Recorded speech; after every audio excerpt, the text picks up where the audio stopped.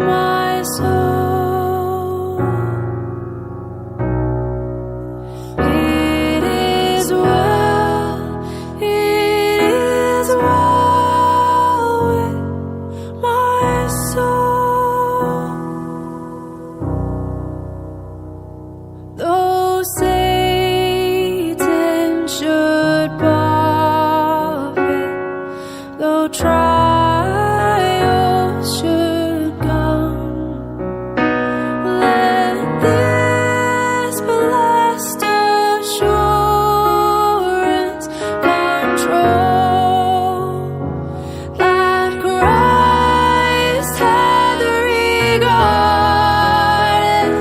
my helpless estate, and hath shed his own blood for my soul. It is well with my soul. It is well with my soul.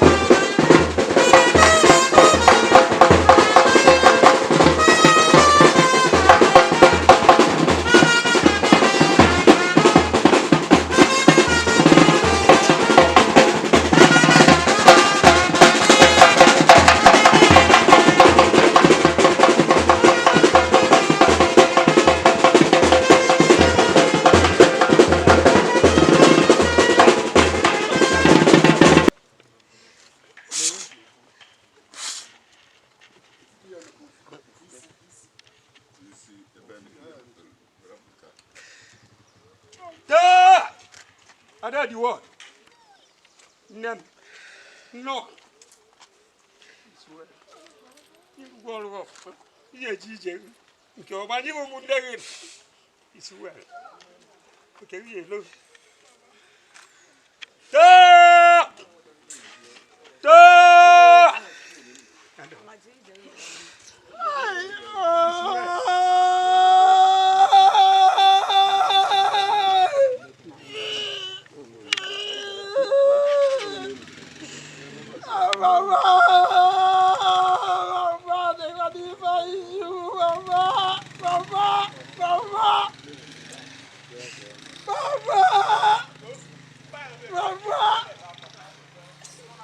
My God. I'm really me to Mundagia. Oh, Jenny dozibela anyị ọnọdụ mana unu atụ n'anya anyị gboo anyị ga-abịa but not now ya unu ụlọ ebe ahụ na-edoziela anyị ife niile mebi emebi dozie dị ọfụma gbarụ na onye ọgụbe mmụọ na anyị ga-agbalụ unu be mmadụ jee Ijeọma nne jee Ijeọma o nwere ịmụta ndị ya akwa gị ọ bụrụ ife mebinarị anyị anyị kwuru isi anyị ga-aka aka tupu ebuli ya and isi anyị na-aka aka tupu ebuli ya the world jebe Ijeọma ọ be nna anyị ka ị nọ mana isi be nna anyị pụghị na be di gị na ụmụaka ị rapụrụ fakwacha ife akwata ife akụ akwụkwọta ife wee nwe kwata ogologo ndụ na-arụsi ike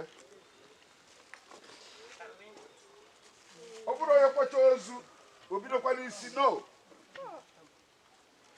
ụmụaka anyị rapụ ga-anọ ndụ karịa gị fa ga-atọ atọ wepụ ike dowe ụkpụrụ dịka etu anyị si wee debe ọkwa ebe unu kwụsị ka anyị ga-ebido n'aka eji si na ndị nwere anwụ kwụsị adịdị ndụ ekwugharịa akwụ na ị ga-eji Ijeọma na ụmụaka ịrapụ echekwana ihe mefe egwu mana nyefe obisi ike dozie afọ ọnọdụ di a ọ na-agara amụta nwa tawa ose God so kind you have people o nwere ife na-eme jee Ijeọma nna anyị daalụnụ n'aka nchebe nsọ Chineke n'aka obiọma ya ka dịka unu kpene amamaga iji ya nke ọma mgbe mmiri na-ya eme ya eme n'udo n'afọ nke Nna na nke Ọkpara na nke Mmụọ Nsọ onye nwe anyị nọnyere unu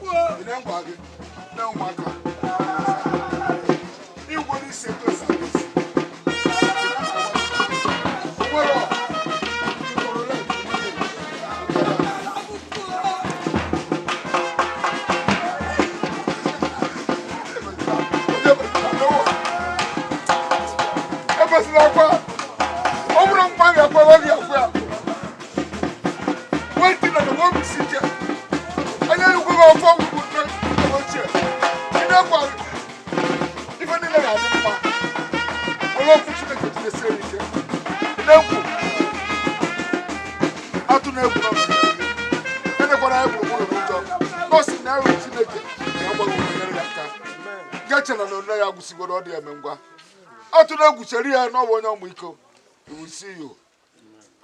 God will see you through. You know? Swear.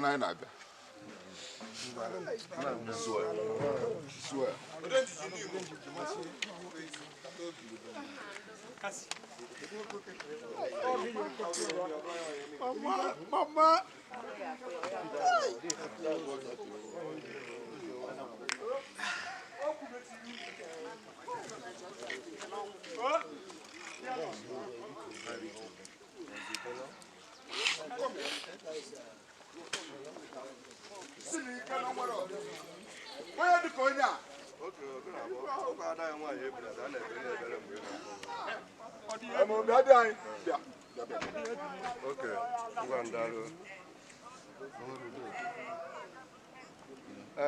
Yeah, one can show him. I can even. What do you talk about? What that's so quick.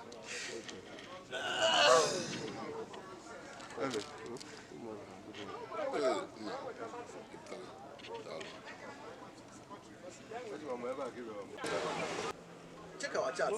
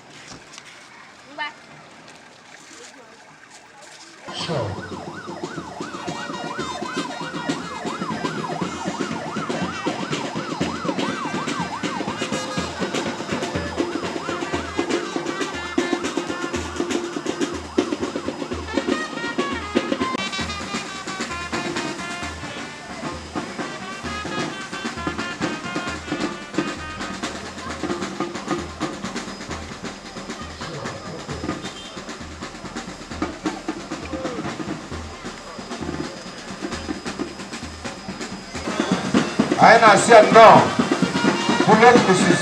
Christiana Ugochukwu bụrụ ụlọ n'okulu nwaanyị ọma adịghị eje mba anyị na-asị ya nnọọ ije na gburugburu biko ndị nna m ọga n'ime biko bụta n'ime ndị nna mbala bụta n'ime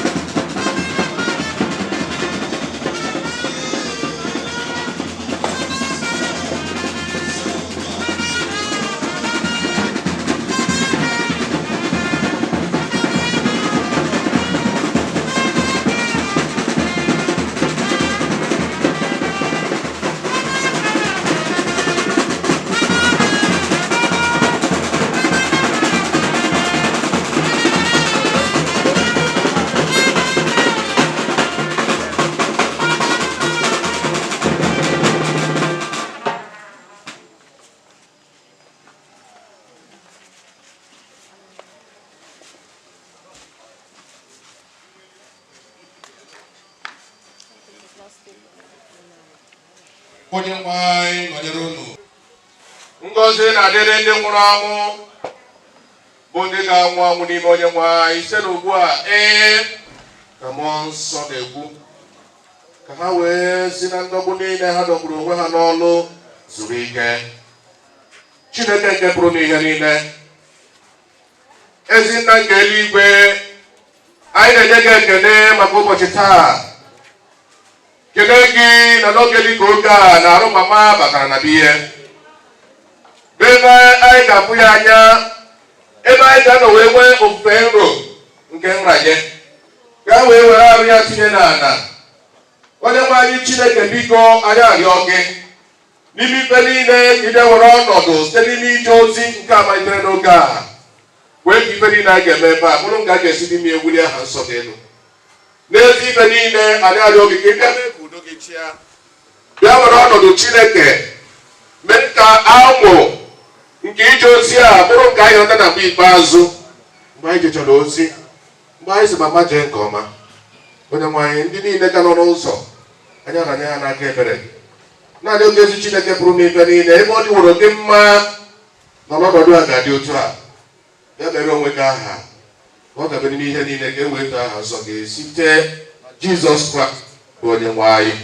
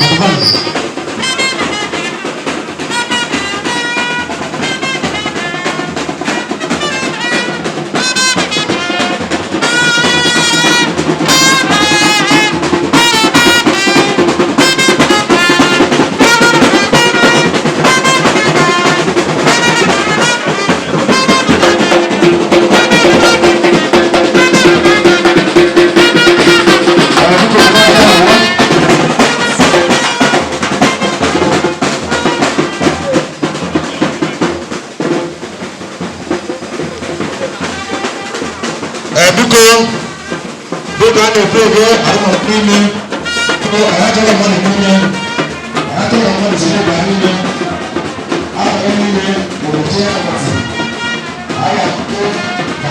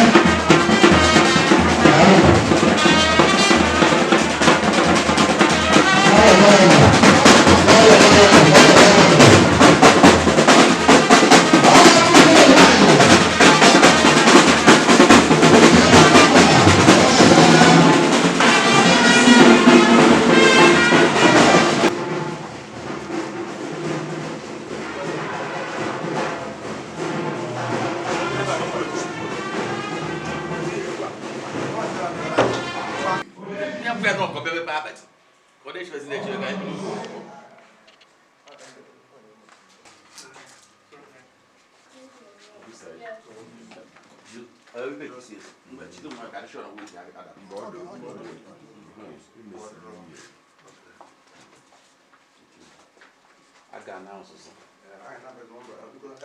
Can your mom upstairs? Can you call her?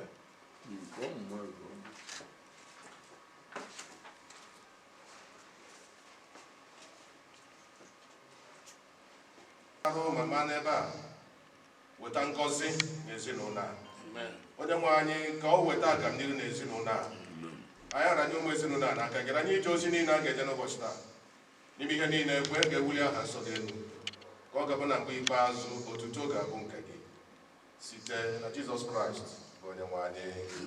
Ndị niile chọrọ ịbịa afọ arụ mama ga na-abata, onye bata ọ na-abụ ozugbo abatakwana bụgo oge. Ndị niile chọrọ ịbịa afọ arụ mama anyị ga-ebido ụka na 10 o'clock dot, ma ndị ga-ekpu akwa mee ya kịta once it is 5 minutes to 10 anyị mechie akpati, ana emechi ha akpati enwezi onye ọzọ ga-abata. Biko anyị ayọ ayọ ya kịta ị na-anya ikwu ya na-akụnụ ka anyị were 10-15 minutes wee mee nke a. People will now come and view the local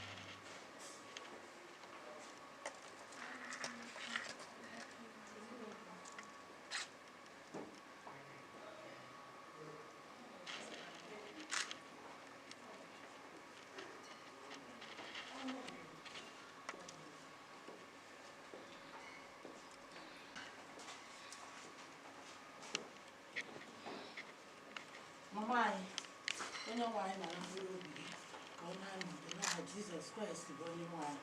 Amen.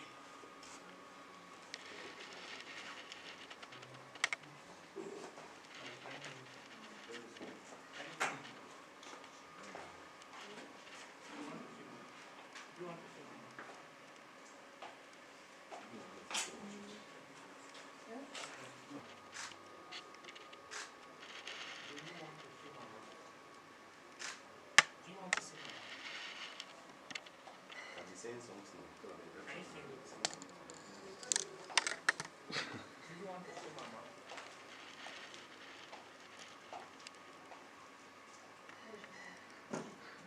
Maybe you should have what to say. Maybe you should have what to say.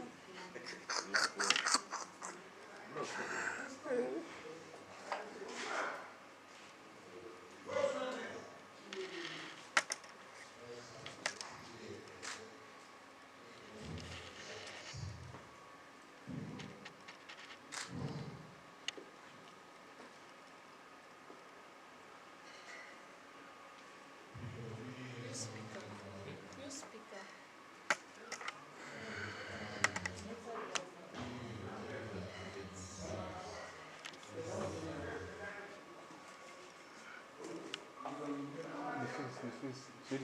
They cover him now. But you won't bring them out. It's fine.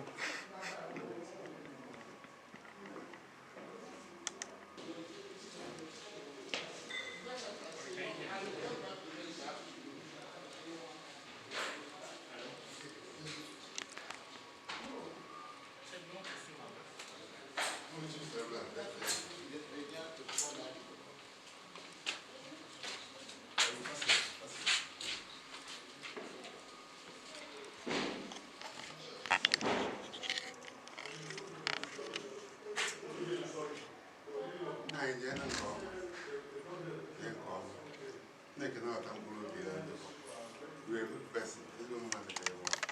I know you very well, right from California down here. You can be very young. You can go see I'm a tag enough for Jesus Christ.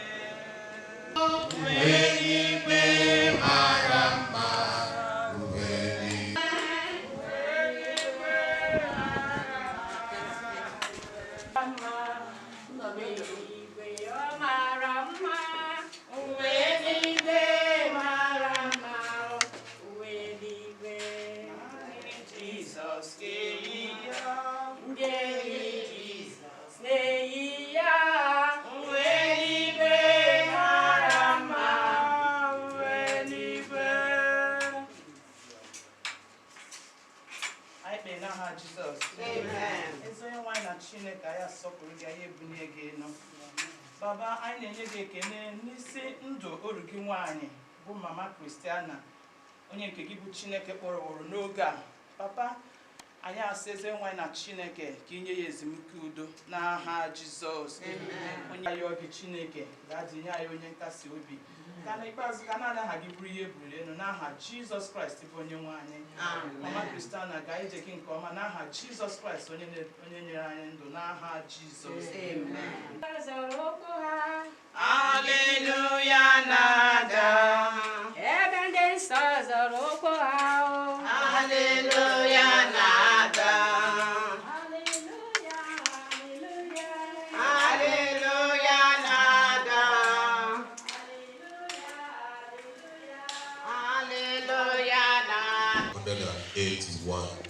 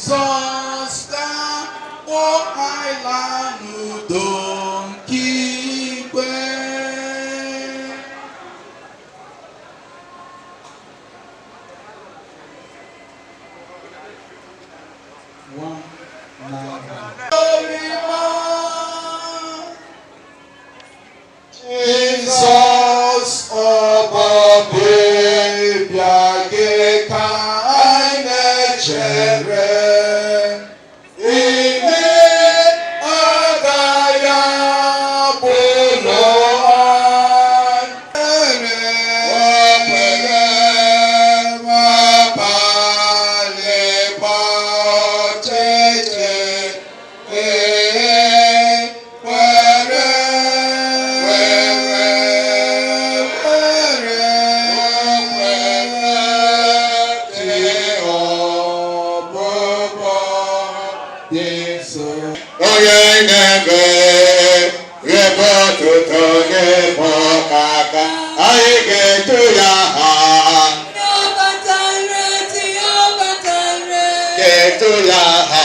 Jehovah Jireh, Jehovah.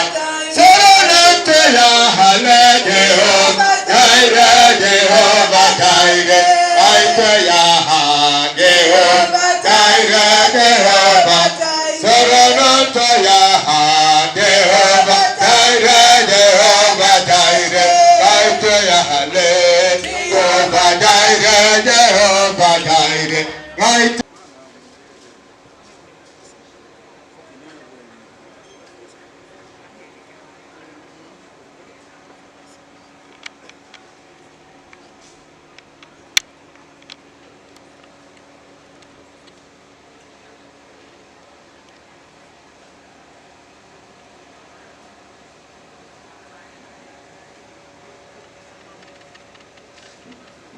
Site na Jesus Christ bụ onye nwe anyị.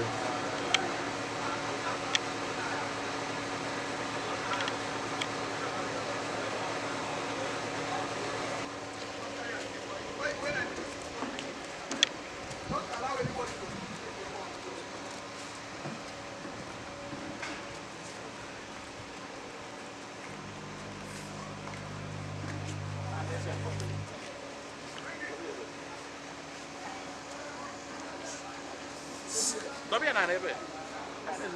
Na nebe, dai go. Dobia na. na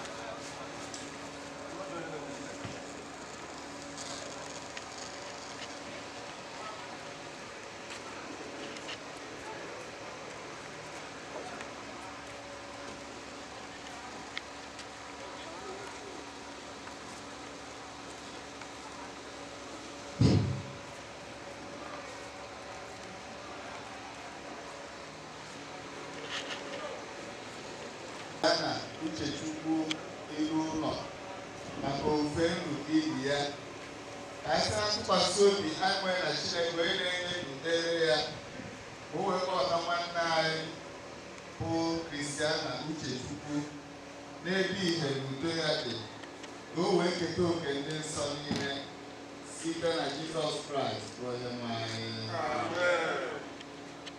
Chineke nke eluigwe due nwere ike n'ebe ọnwụ dị na nyekwa anyị kwere isi na mbilite n'ọnwụ nke ọkpara dị Jizọs Kraịst kwee ka mmụọ nsọ ime chetara anyị kwa ụbọchị na-eketa anyị nke bụ alaeze eluigwe gị ụwa ghara imeri anyị kama ka okwukwe anyị dịgide n'ebe ọkpara gị nọ onye bụ mbilite n'ọnwụ nke ndị nwụrụ anwụ na ndụ site na Jizọs Kraịst bụ onye nwe anyị na onye nzọpụta anyị. Edebere Chineke n'iru mgbe niile n'ihi na ọ nọ n'aka nri m agaghị ewezụga m n'ọnọdụ m n'ihi nke a ọzọ amarụ m ezi ị gaghị ahapụ mkpụrụ obi n'ọkwa ala mmụọ ị gaghị ekwe ka onye nsọ gị hụ ire ure ọzọkwa n'aka ndị gị ọdịmma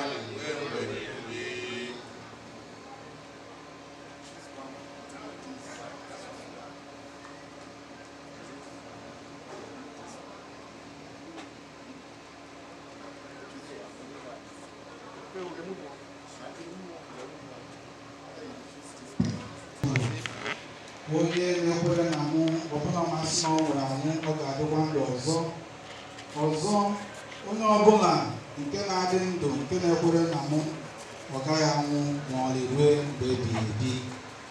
Abụ nke Pọl. Umeme ebighị umeme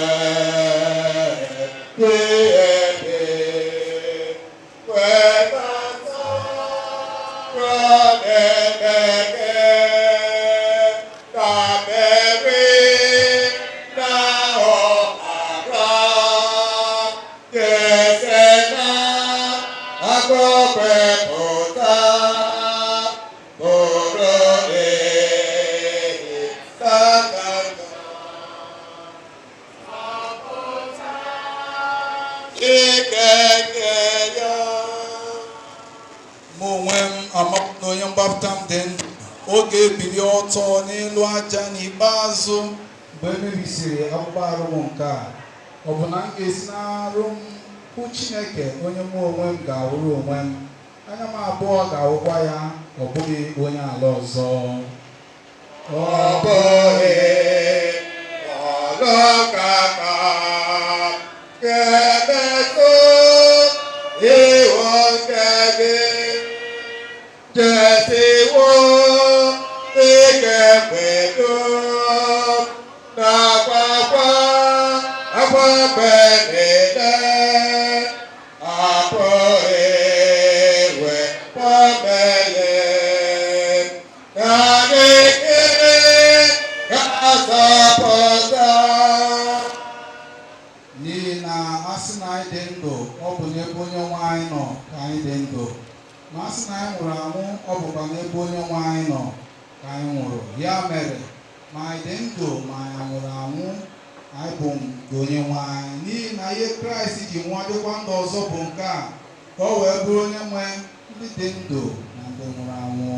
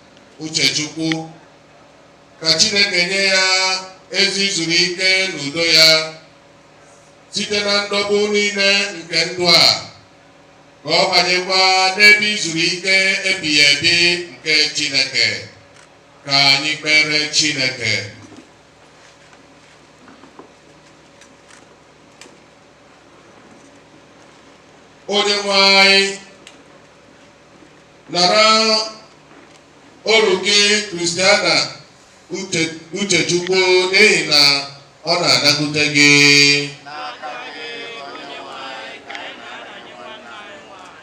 Were ọbara Jizọs nke ndụ ebighị ebi sachaa ya, yikwasịkwa ya uwe agbamakwụkwọ nke eluigwe.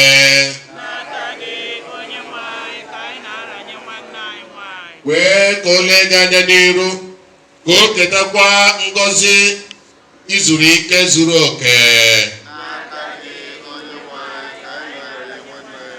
Ka ndị mmụọ ozi gị gbaa ya gburugburu, ka ndị nsọ nabata ya n'udo.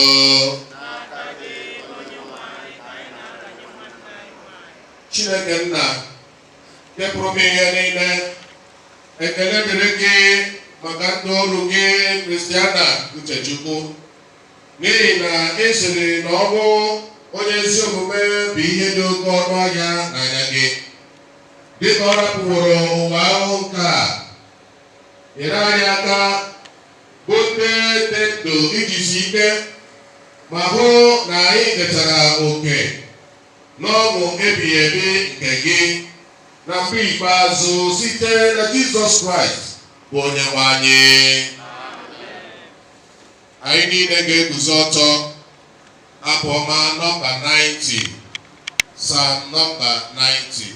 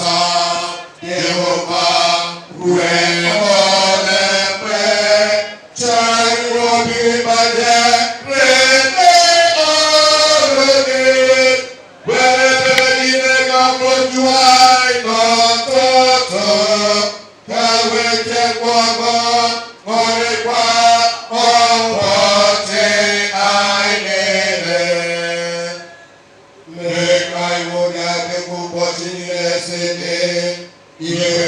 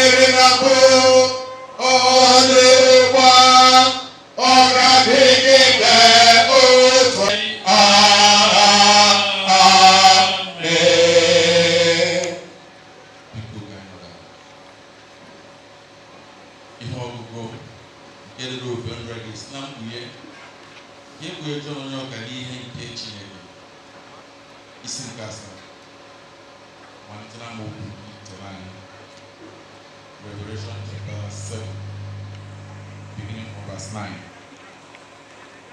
Mgbe ihe ndị a gasịrị m wee hụ ma lee oke igwe mmadụ nke onye ọbụla na-apụghị ịgụta ọnụ, ndị si na mba niile ọbụla na ebo niile na ndị niile na asụsụ niile pụta na-eguzo n'iru oche eze ahụ n'iru nwa atụrụ ahụ. Ebe usoro ha uwe mwụda dị ọcha, ibu nkwụ dịkwa n'aka ha. Ha wee were oke olu etie mkpu sị, nzọpụta dịrị Chineke anyị, onye na-anọkwasị n'oche eze ahụ dịkwara nwa atụrụ ahụ. Ndị mmụọ ozi na-eguzokwa n'oche eze ahụ, ndị okenye ahụ na ihe anụ ahụ nke dị ndụ gburugburu.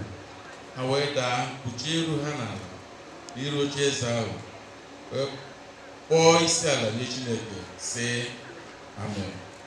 Ngọzi niile na otuto niile na amamihe niile na ekele niile na nsọpụrụ niile na ike niile na ume niile dịrị Chineke ruo mgbe niile ebighị ebi.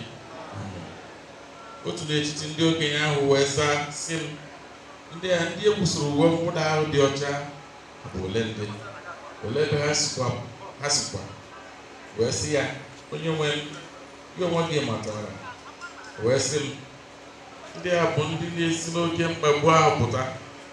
Ha sakwara uwe ha mwụda ha, wekwa ka ha dị ọcha n'ime ọbara nwa atụrụ ahụ.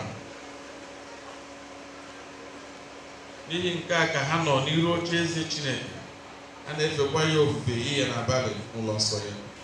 Onye ahụ nke na-anọkwasị n'oche eze ahụ agbasakwa ụlọ ukwu ya si, agụụ agaghị agụ ha ọzọ, akpịrị agaghị akpụkwa ha nke ọzọ, anyanwụ agaghị akakwa ha ọzọ, ma ọ bụ nwoke ọbụla.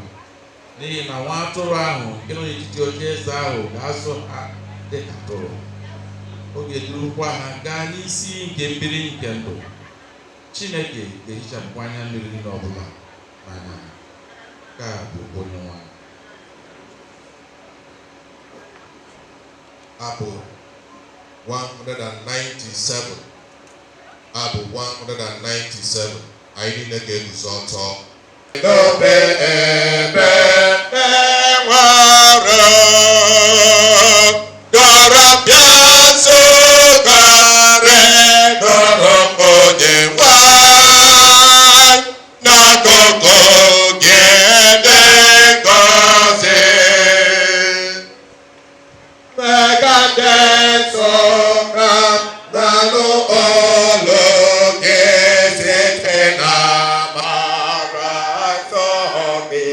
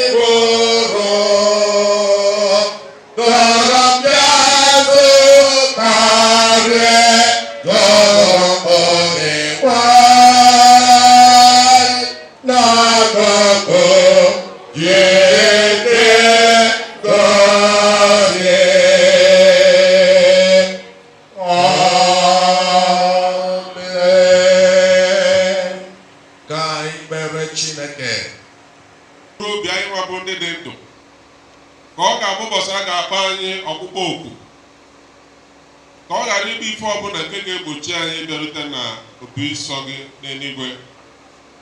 N'ihi nke a anyị na-enye ikike ọbụla iwu nke na-esighị n'ebe ị nọ were bịa nke ga-achọ ịgba mgbe imegide okwu gị, ma ọ bụ adịghị ike nke anụ ọrụ niile nke ga-achọ ime ka okwu gị ghara ịdị ire n'ime ndụ anyị na-asị ka ha ghara ịdị ire n'aha Jizọs Kraịst. Bịa ka ị were ọnọdụ, O Holy Spirit, and direct the affairs. In Jesus' mighty name we pray. Can I hear a louder amen? Kelee Jehova n'ihi na ọ dị mma. Nke izizi bụ n'aha ndị Anglican Church, n'Imo Anglican Church Community zuru ezu n'ebe a. Anyị na-asị ka ezinụlọ mama, ezinụlọ okwukwe, ka ha nwee obi isi ike na Chineke anyị na-efe bụ Chineke ndị dị ndụ na ndị nwụrụ anwụ, onye kwere anyị nkwa sị na ngọzi na-adịrị ndị niile bụ ndị nwụrụ n'ime ya, maka asịkwa na ha nwụrụ anwụ na ha ga-eme gịnị, na ha ga-adị ndụ ọzọ. N'ihi nke a, mama ezinụlọ okwukwe furu efu, o nwere ebe ọ na-eje, o nwere ebe o jebego, ebe anwa dịka okwukwe anyị si dị ka mma n'ụwa. Anyị na-asị ka unu ndonu n'aha Jizọs. Unu n'anya, mama gbara afọ 88 years, nke gosi na o nwere extra grace, amara nke na-esochi amara, maka ọ gafere the benchmark anyị gụrụ na Baịbụl tata bụ ebe ede mmadụ ga-anọ. Kama ọ sị ọ bụgodu na site iji ike gị na ị gafere ya, mana may the 1 year o may the 1,000 years were nwụ, Baịbụl sị na ha niile jupụtara gịnị n'ifuju anya. Amen.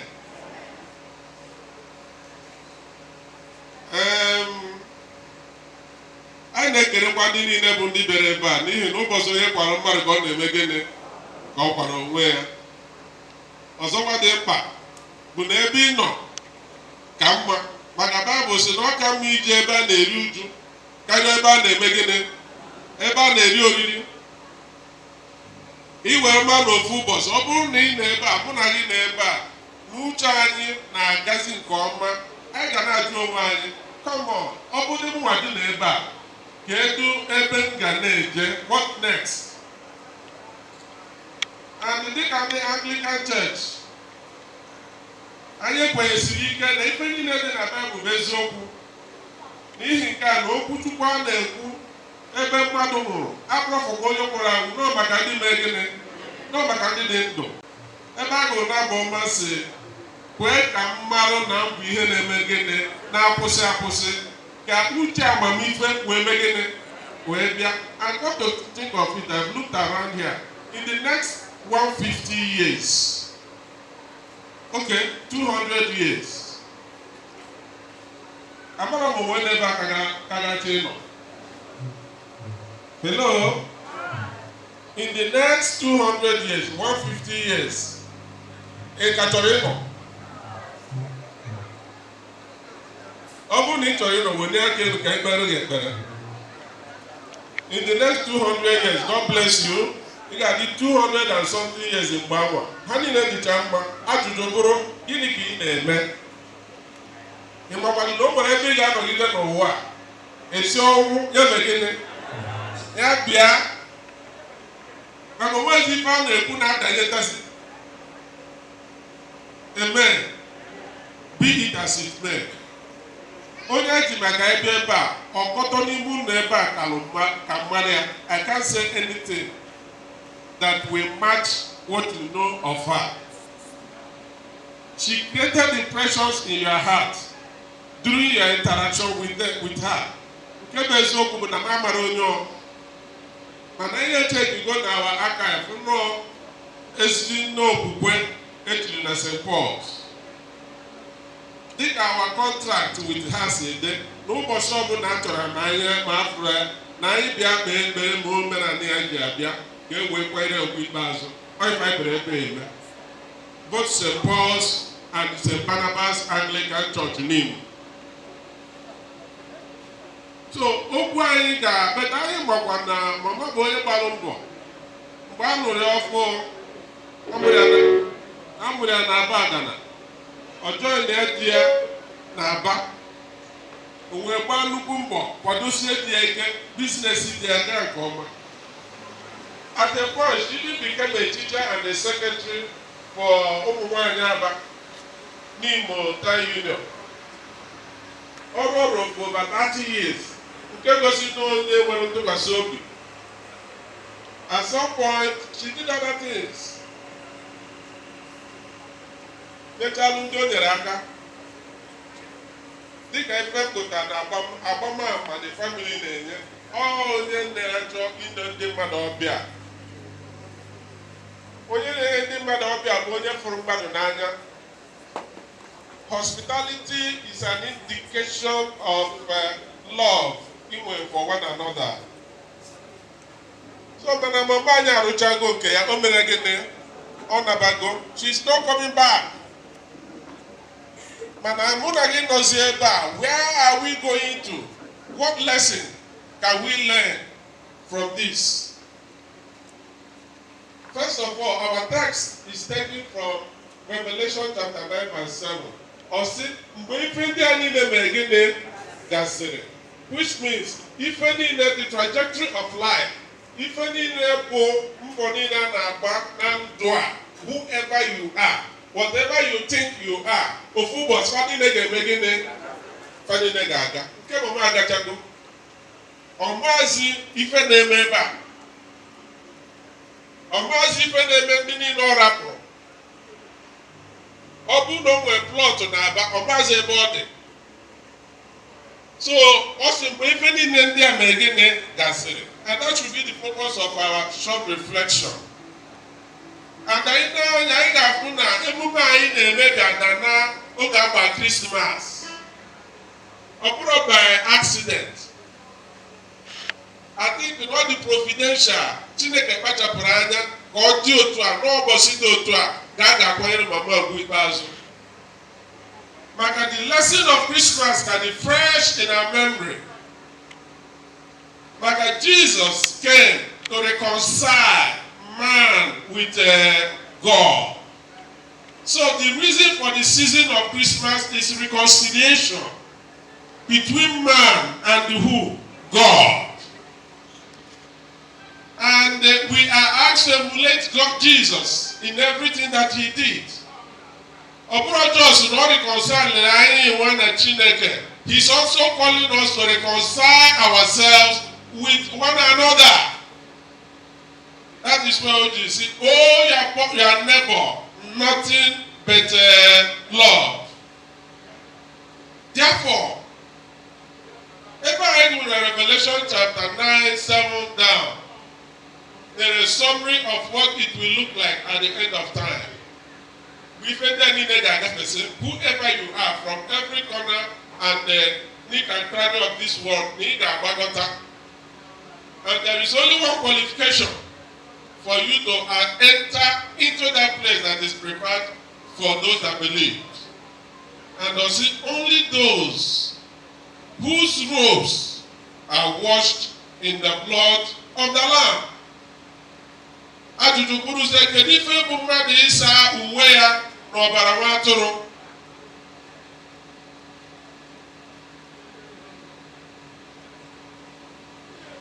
Mgbe Jizọs nọ n'ụwa ka ofu ndị jekwuru esi ya onye nwe anyị kedu iwu kachacha iwu niile a anyị na-agụ na Ten Commandment.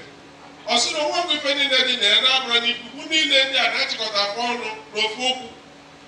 Ọ sị na ị ga-afụ Chineke gị n'anya weta ike gị niile na ume gị niile, na ọzọkwa ị ga-afụ onye agbata obi gị n'anya dị ka onwe gị.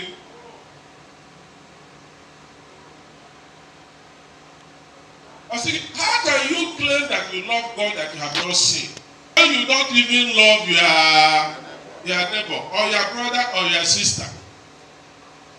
And I want to tell us, love, this concept of love, abros also in majority. Ezigbo ịfụnanya na-adị n'etiti ndị mejọrọ gị and inwe obi. Hello?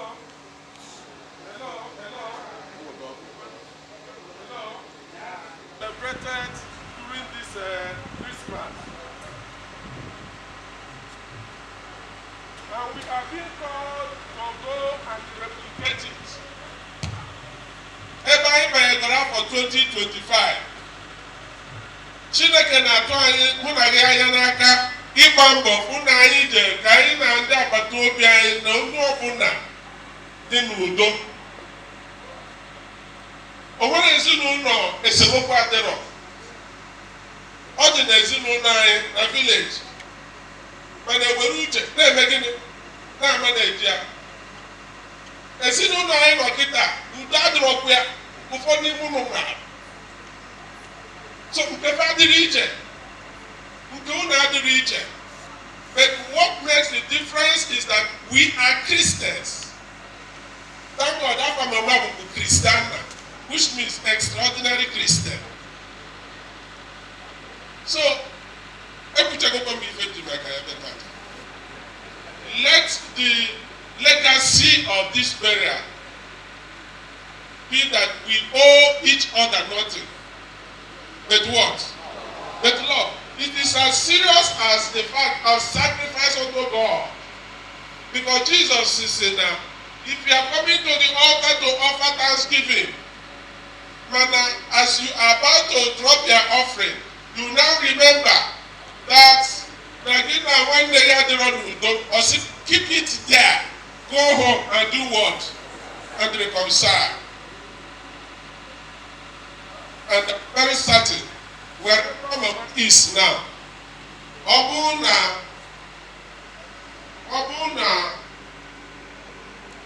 ọ na-anụ ife anyị na-ekwu, ọ ga-asị yes, na apịrị m aka na ya. Come to think of it, this life I know now is too short that we should not bequeath our enmity to generations following us. Anyị na-adịkịta bele ezigbo mpe. Ebugo m 200 years, ụfọdụ ụmụ ewedịrị aka. I wish you were, sir. Even I declared 30 years, ordinary 30 years, now for me. Hello? I declared 30, ordinary 30 years. Ordinary 30 years. I declared that for me. If you don't believe this, you can now see your age. You are basically 50. Nobody can down. I want to tell you, without being a prophet of doom, in the next 50 years, majority in the never. And as a government. In the next 50 years, Oduna as in Ewu. I'm not going to 1960-65. My father go to if my father bought gramophone. And I went the father they go up. We never police. Who go well, think these were parametrics of wealth in those days. But we abandoned those houses. Yesterday I was in the village when the negative fans were movies. And 1960 to 2024, they have only 100 years. And I'm okay to go since. So I want to tell you, you don't bequeath enmity or adron to generations following you. Therefore, now that we are alive, we must, as a matter of fact, rewrite what we bequeath to generations following us. Thank God in the book of Isaiah it was pronounced that Jesus is the Prince of Peace. Tutu inana, because majority of them never got that Christmas. Tutu inana, kaparo funa, imero, itiarokoro, udo, nezinuno. Bible says that, ngozi na adịrị ndị na-eme ka mmadụ na ibe ha dị n'udo n'ihi na ọha ka a na-eme gịnị ka a na-akpọ ụmụ Chineke. I don't know whether you understand that. Blessed are the peacemakers, for they shall be called sons of God. So people, but for you to do that, it requires humility. It requires humility. When Jesus said, he may not be talking literally, but he's talking about extraordinary. And the government didn't need a neighbor. Do you know who I am?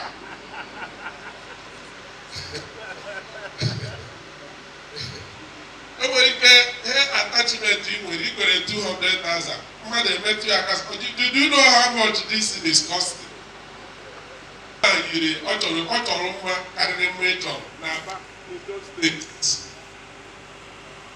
Therefore, we should cast aside all the works of darkness and put on a new resolve to face eternity.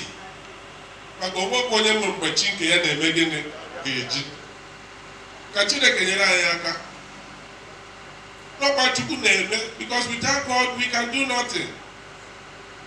A man called David, a warrior, was able to recognize that he can't please God on his own. That is why Major Chineke, wake up and no Major Chineke, Ubaba, si Chineke biko, Tegariam and Jofo. I think I have for 25. Can you walk for? Let us pray. Cast me not away from thy presence, O Lord. Take not thy Holy Spirit from me. Oh, restore unto me the joy of my salvation, and renew your spirit within me. Oh, cast me not away from the presence, O Lord. Take not thy Holy Spirit from me. Oh, restore unto me the joy of my salvation, and renew my spirit within me. Even when Jesus was offended, he said, Father, forgive them, for they know not what they are doing. Stephen also showed that same gesture. David offended God and asked God, cast me not away from your presence, for out of your presence is darkness. Recreate in me that joy of salvation. Out of BTF panel, there is a Chineke came home of four. Oburu no cheki ke yeni conviction e do fo. Si Chineke yeni go tite panel fo. Nke ga make it to eto. Ni uche ya nane, wo kuje gumbe ya. Ni uche ya. Tuwati ni chongo ipa ahụ mmadụ ibe yo. Ime ka gị na mmadụ ibe gị dị n'udo, no matter the cost. Because that is solid treasure you can live with this world unto eternity. Pray for your family. Pray for this family that after 2025 will bring peace. and reconciliation in the name of Jesus Christ. And most importantly, pray that you forgive yourself. And yet the Lord is too difficult to be raised.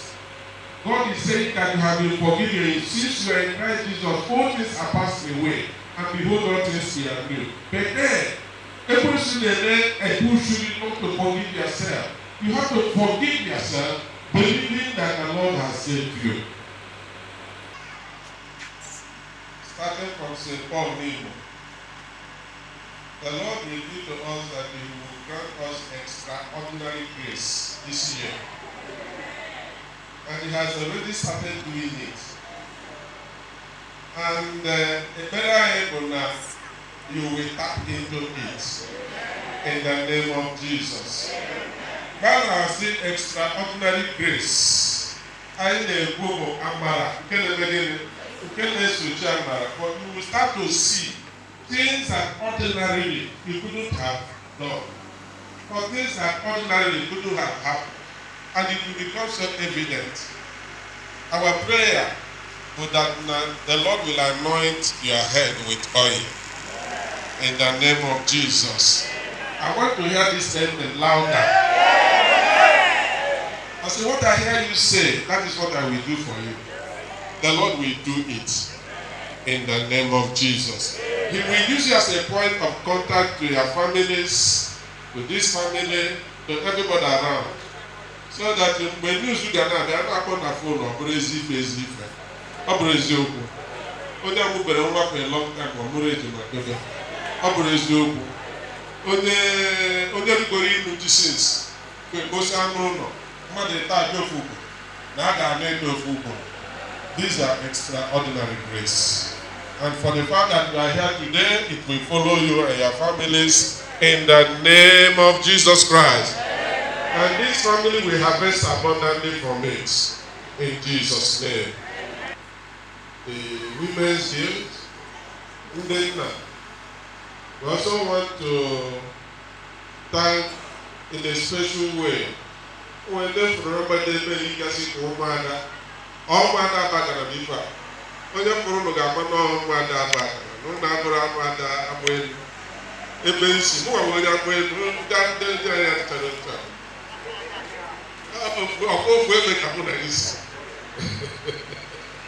No, it is well in the name of Jesus.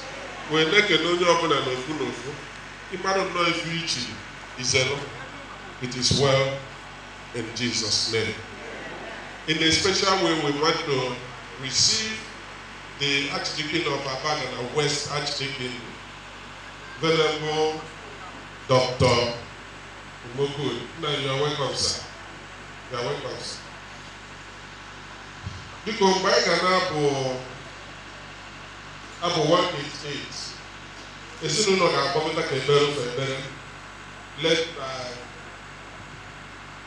Sir Chief Judge, Elon Doctor.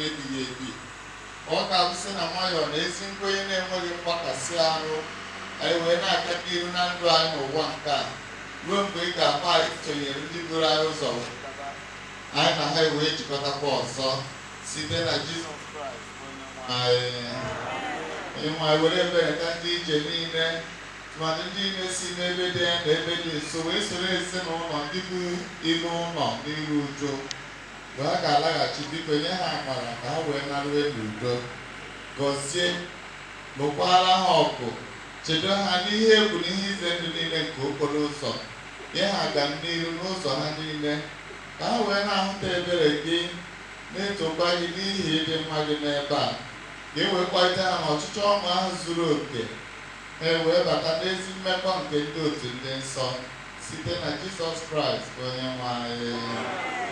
Ịnwe anyị n'aka ebere gị na nkasi obi gị anyị na-arara ezinụlọ a wee na-enye ka gị bụ Chineke gọzie fa ka gị bụ Chineke chebe fa ka gị bụ Chineke mee ka ife nke gị mụọ n'ebe fa nọ. Anyị na-arịọ gị Chineke na mkpụrụ obi nke ezinụlọ a ga-anọzu ụbọchị ndụ ya.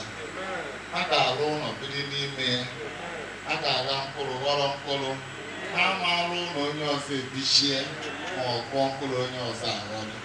Ịnwe n'odudu na-edufa na nchebe na-echebe fa ma nyere ha ụbọchị niile nke ndụ fa. Biko mee ka ihe gara ha ka ngọzi Chineke pụrụ ime ife niile bụ Nna na Ọkpara na Mmụọ Nsọ ọ dakwasị ụnụ ugbu a na mgbe niile. Amen. Onye nwe anyị banyere ụlọ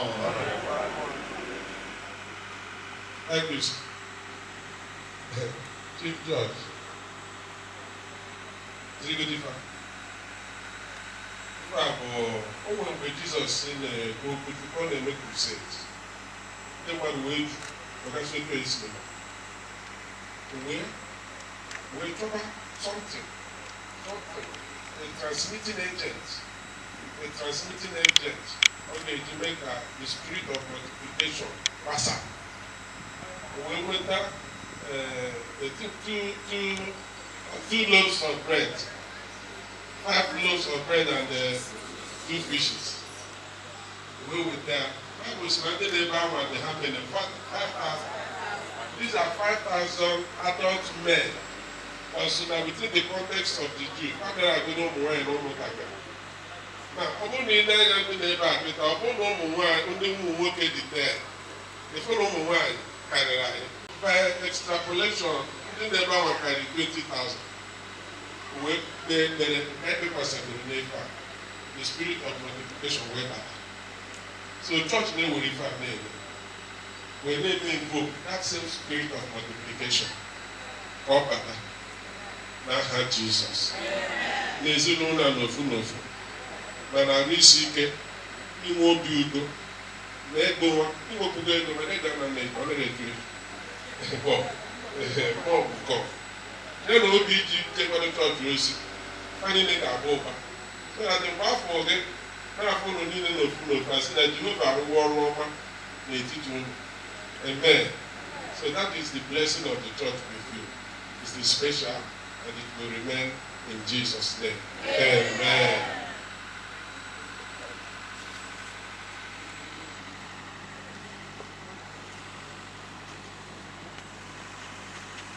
Because when you get a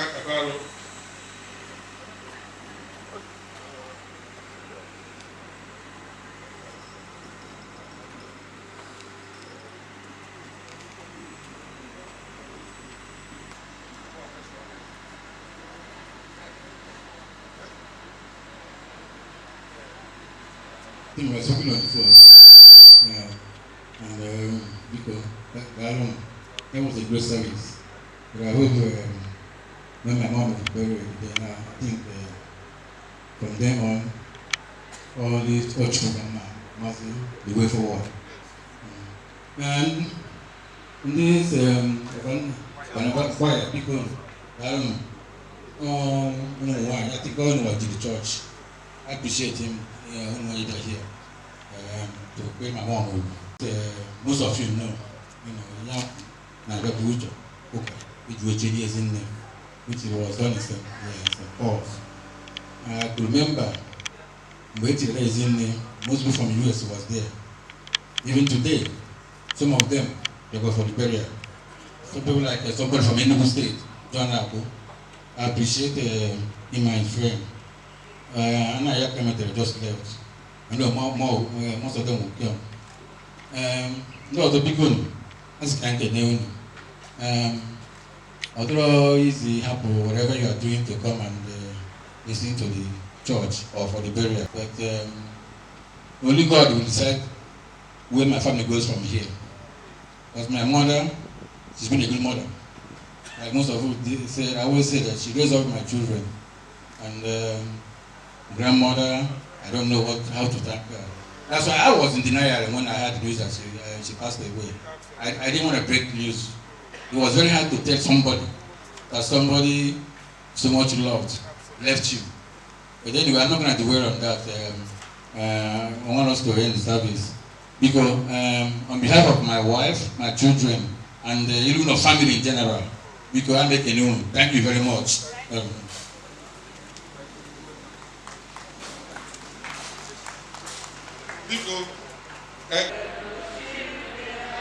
Do you know there is another fellowship in heaven? There is another fellowship in heaven. Nimon odumine.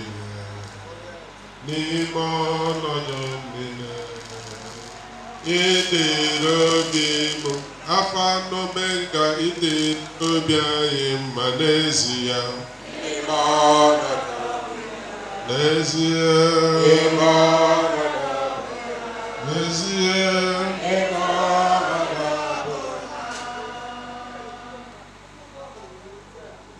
Christiana Uchechukwu nwanne anyị n'ime Kraịst ka anyị ga-eme nke ọma. Chineke nna onye kere gị n'aha Jizọs Kraịst onye hụrụ gị ahụhụ n'aha mmụọ nsọ onye na-edo gị nsọ ka izuru ike gị izuru ike udo ka ebe obibi gị bụrụ na paradaịs nke ndị nsọ Chineke. Amen. Biko onye ọbụla ga-anọdụ anị ebe ọbụla ị nọ ị ga-ahụ ife a na-eme. The family members only will follow us to the graveyard.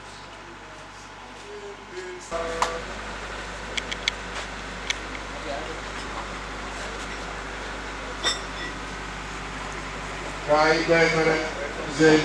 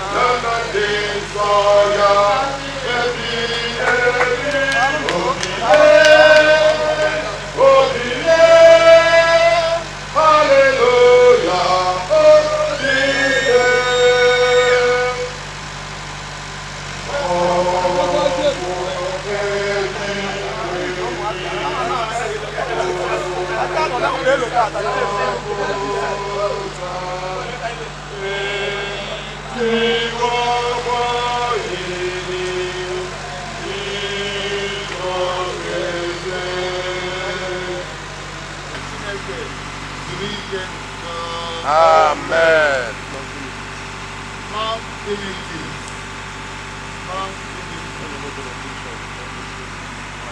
Why not 333? I can believe what you do. After 333, I can believe what you do.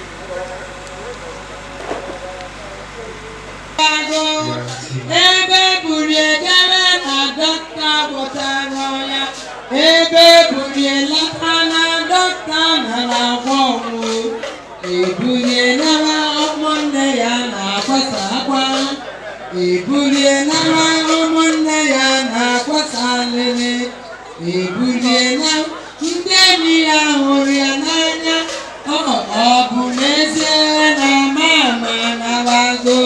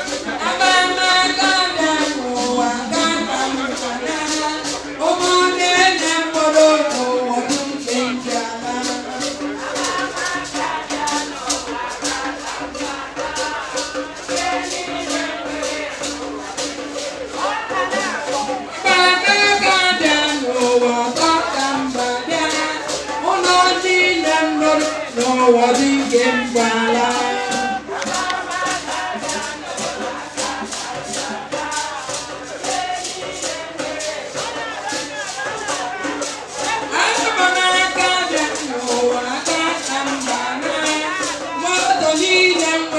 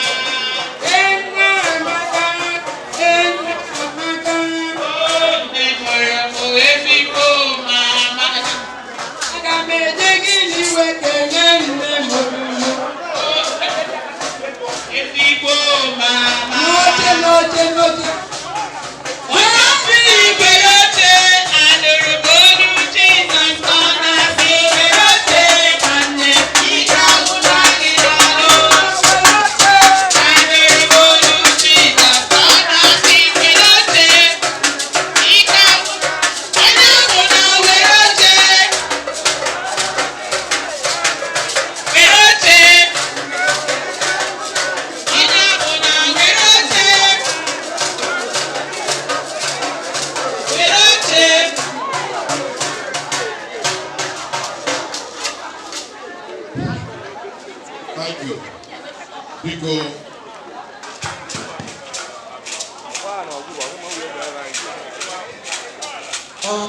ọṅụ ọdịrị ka anyị mere ọṅụ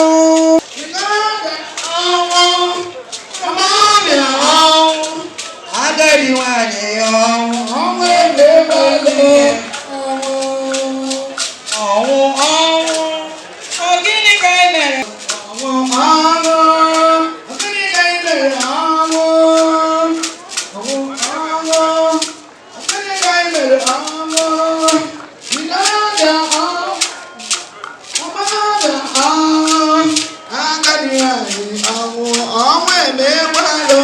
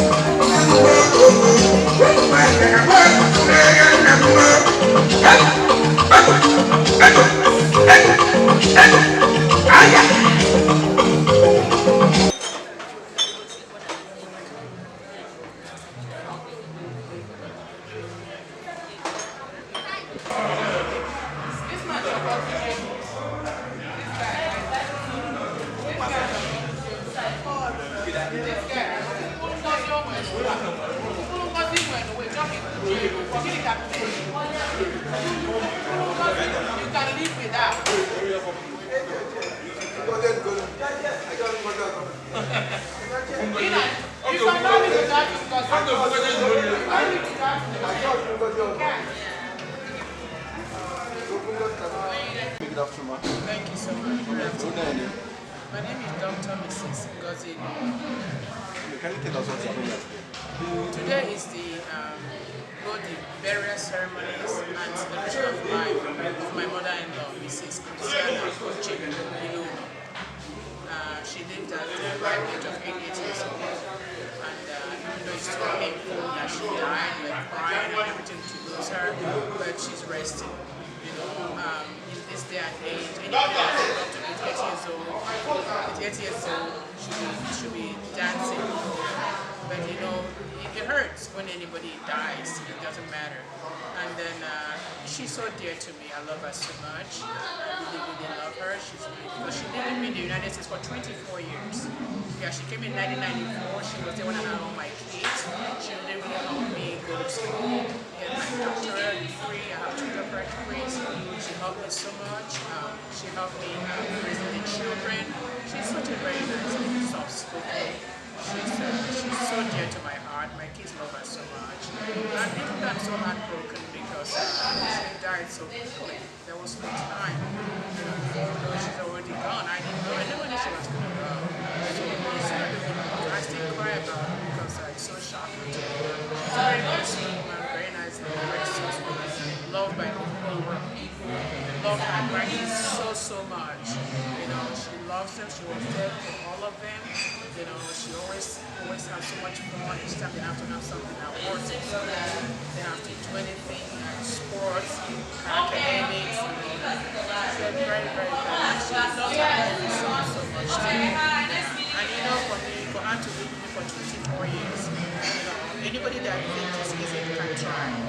You know, she's a lovely lady. You know, I'm gonna really miss her. I miss her so much. And she knows it. You know, she's dear to my heart. And her nickname is the best. And she's the one that gave me that name. And I really have the best. I love that name so much. She said, this is the one I'm going to name. That is my name. She's a very remarkable mom. Very Christian. So I'm so grateful to God. Children get to know who she is, they know everybody's going to tell them who she is. They know her very well. They all have different experiences about her. They have different thoughts about her. My little girl that's 23 years old in law school, she's the one that's so dear to her. But that was my baby, you know. So she and that one, she calls her Nemo Ned, but she calls her mommy. You know, she was so my daughter cried and cried. So sad she can't be here today because she has school. But yeah, all my children, she loves the kids so much, she loves her grandkids so much. She's always there for them, always there for me, always there for her only son.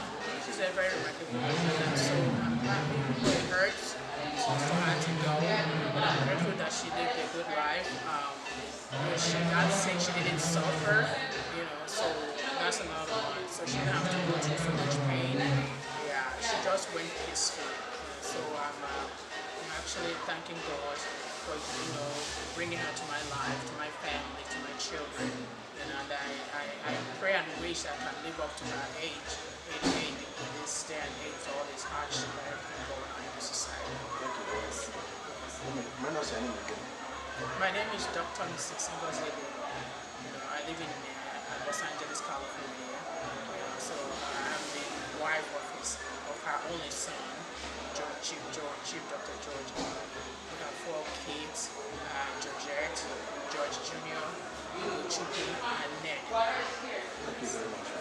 On behalf of Wisdom Media, say accept our condolences. Thank you so much. Appreciate all of you guys coming to help us grieve and celebrate her good grief and celebration.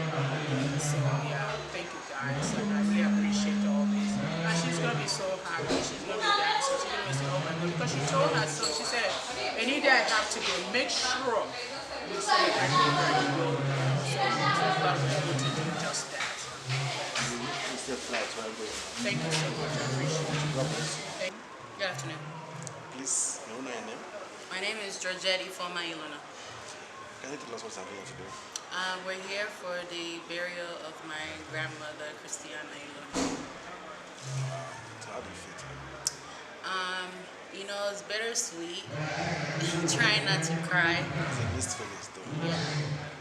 But I came here from LA to bury my grandma.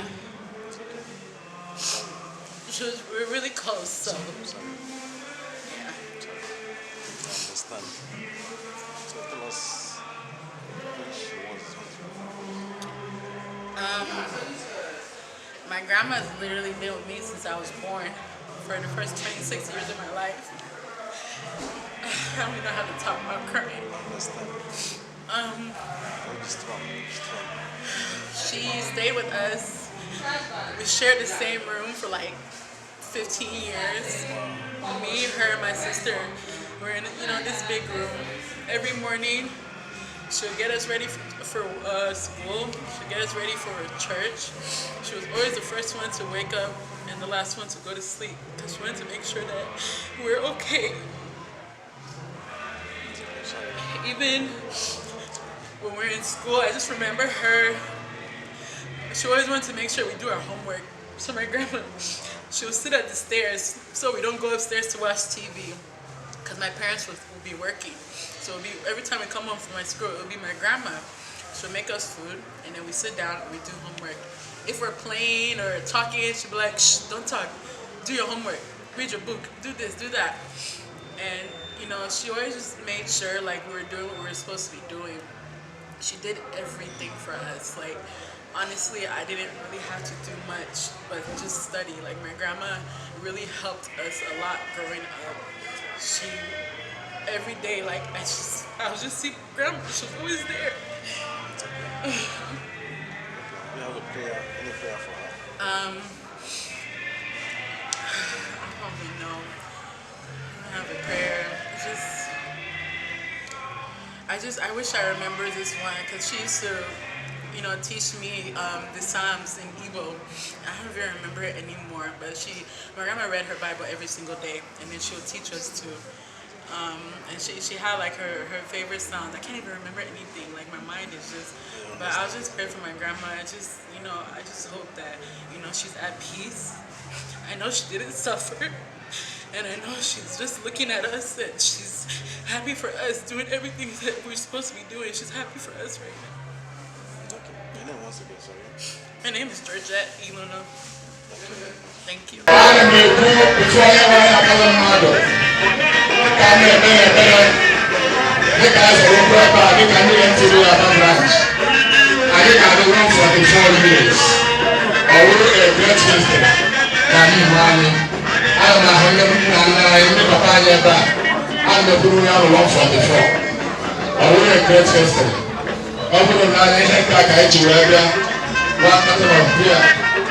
One plate of malt, Yana Nukutego,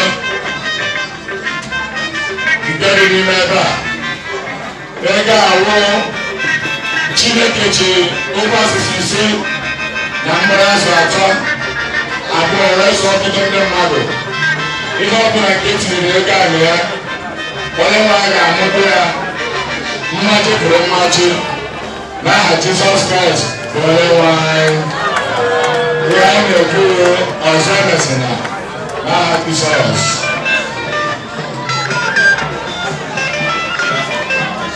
It's not like a lemon. It's not like a lemon. When I'm going to do the war, chairman is done. Because when you're not avalanche. But then the war, then you give time. Avalanche. You already started, man. Well, all you never know. The way you're made the world of who you never done. All about the bubble. Western Island area, all the way out of them. And then the border is doing that to you. I don't want my daughter, I don't want. And the way I got you all over that. Western Island area. All of the women now are also all. And you are all already the chief better. All of them are so, and I can see them. You already know that I can't get them. I don't mind you all over that. I got that. Well, I know if I would give that a branch to whoever they are going to when I say, oh, let's see here, or I'm not having to do money. I didn't hear of it, you know where I am.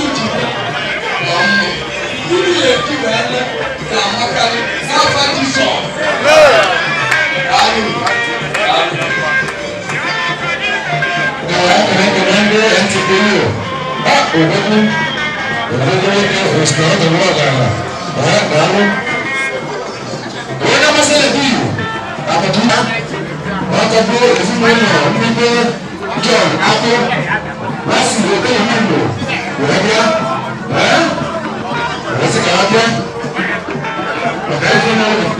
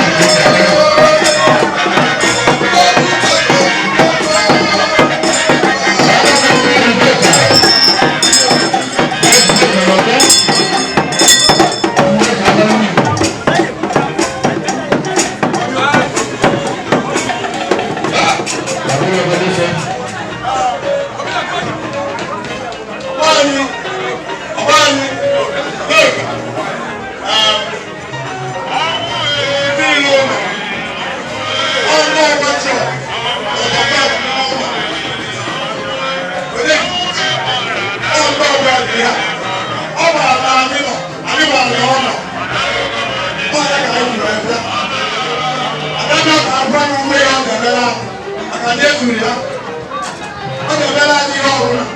I got on. I'm going to go to all my need now. I'm not a woman.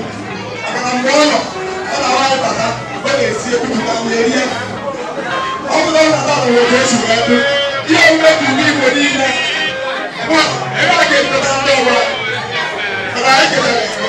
That's the kind I got to be better. That's the kind of this. All better from the good you know. All better to that you have. I should buy a little. Let's do that. That's the kind of that's it. I see I'm good. I do it. I go around it. Good.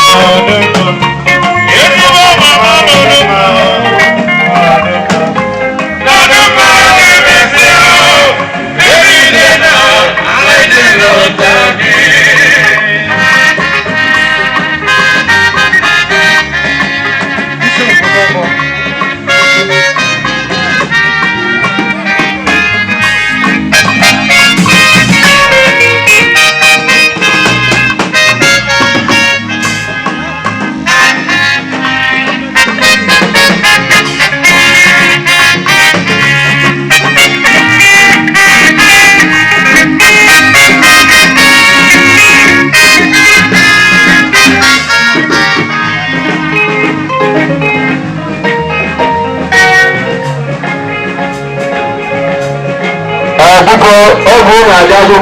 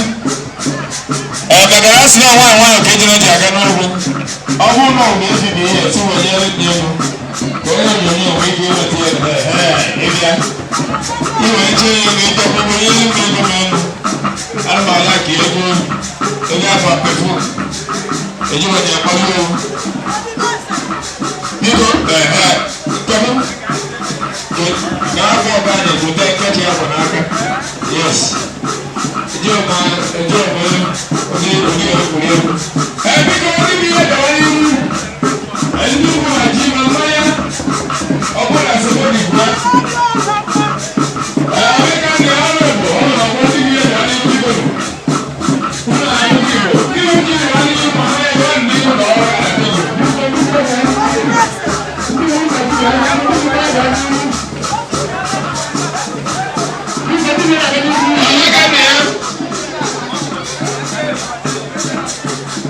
Yes,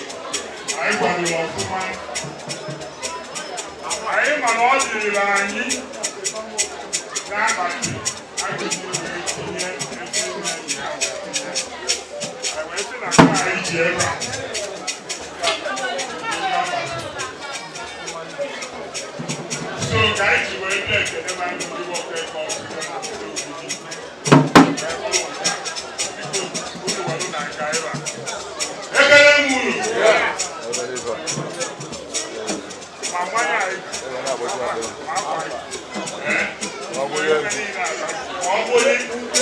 Thank you.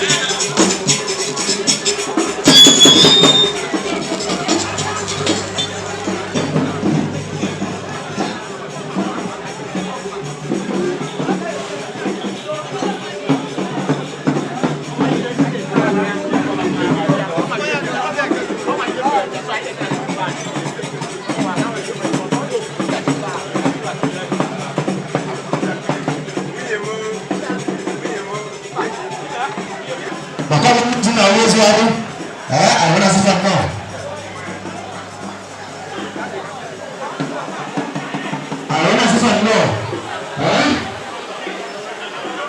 Hadi mmoja picha. Asma bana watu ndio sina.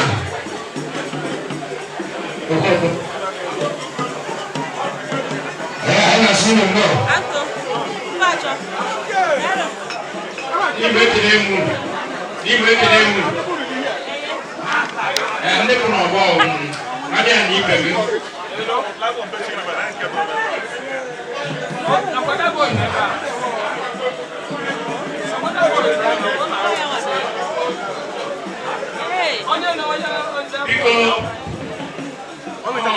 Onye ji ọkpọsọ wee mara ọbịa na be ọbịa na ibe gị na aba abịa na asị donite n'elu ka anyị mere na anyị okodebe na o mere ya wụ ndị ibe anyị ji wee bịa ya bụ ibe azụrụ na mmanya asị ka ebe n'elu igoro ndọrọ o ibe dị n'elu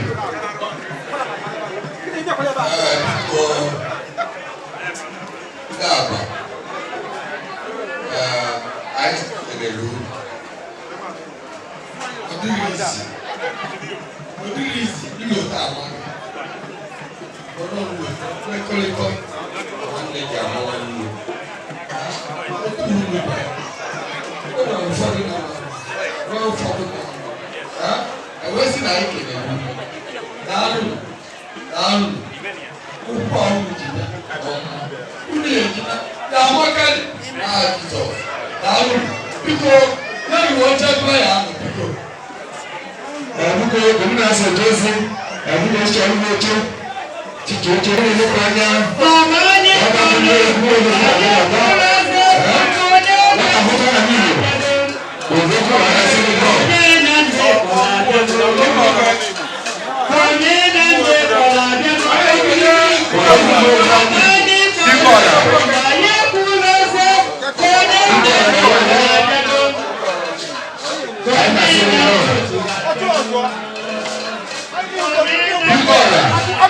ọjọ́ ìṣọ́ àìsàn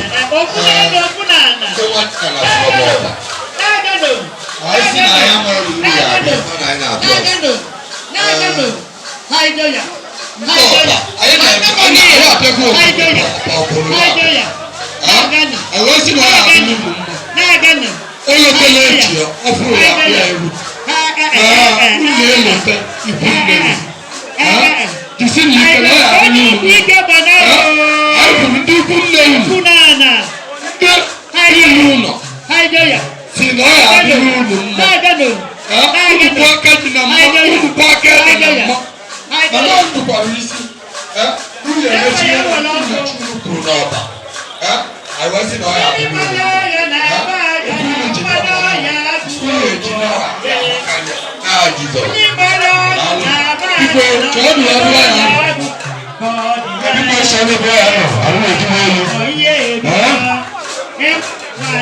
nnukwu mmadụ ya na biko egwu niile ya ebu egwu niile ya ebu kịta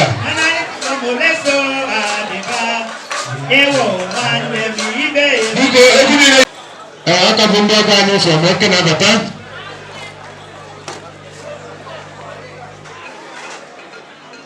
otu ụlọ ndị be ọzọ ụda obodo ndị ọgọ anyị ụzọ ma eke asị ka abịa ahụ na-asịta nnọọ None. I see by soon, don't have to see soon. She got welcome to come. And the senior assistant come as daughter. So as I'm on here, she can be a dollar. I didn't know one and so I'm done. People, I see you now. So pass your own. Because you're not. All look at no one carrying this metal. You were sick to tell I don't know. I was in I the room. I do know. Who did you come on? Who did you and I will look before you can go. On the best, my jealous to my house.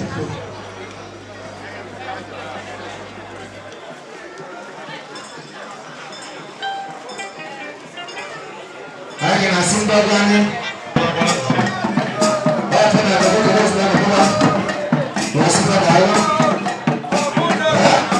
No puede ser más. No puede ser más.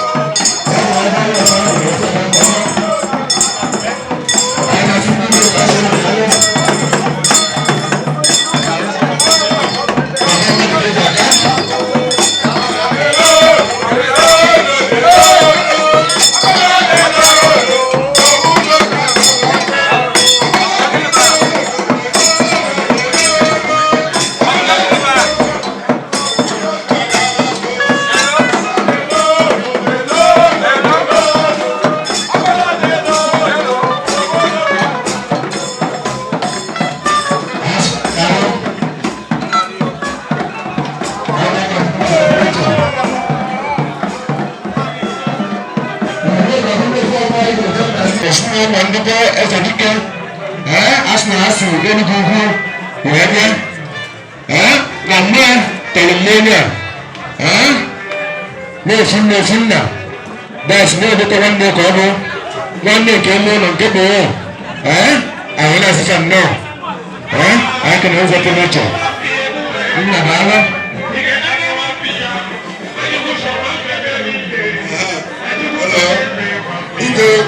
ndị niile ụlọ ọ dị ka ahịa n'ime mere uru gbara anyị a ga-eduturu ọdụtụrụ onye ejimaka wee bịa taa unu nchama unu ndị bi n'ụlọ kwesịrị ịma na mmadụ nwechara eri eze nweala ya wee nweala n'ime ofu na ofu nna na ọdịchafụrụ adịchafụ ndị asụ unu ndo unu anaghị ekwu mụọ ndo na ọ ma egwumu ngwanụ people as a bigger family from every group I'm an Uniada because now all my close friend they want to need Georgie up here from every group I was in our family down who would you come on who do you do and I am Jesus Ibe ahụ wetara ebe unu ji wee weta ego nji wee gote ọ ya akara unu n'aha Jizọs daalụnụ daalụnụ daalụnụ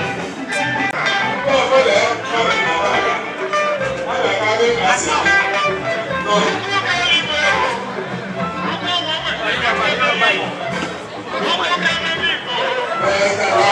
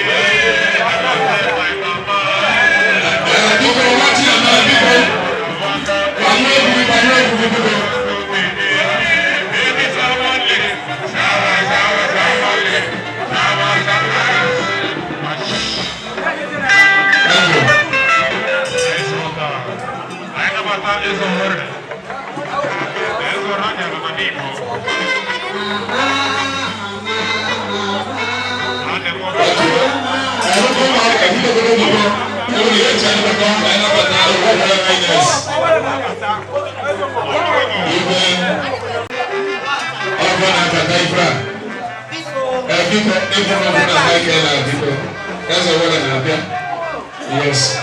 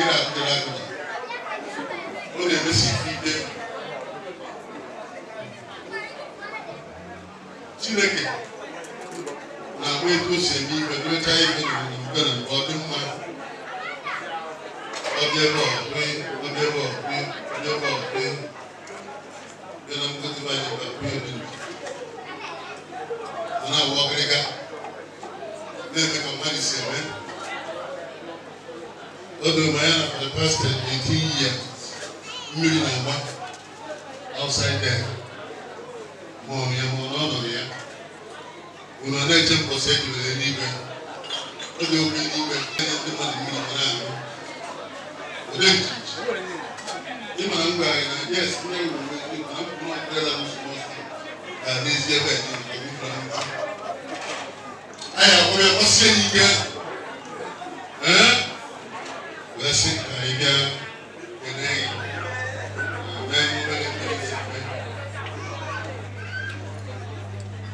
so the cabinet, the real cabinet of me, I got to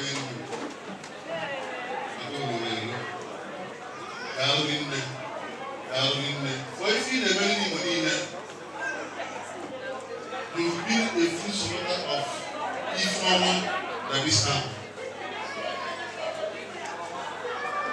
And when you find a man in another, well, you just go over.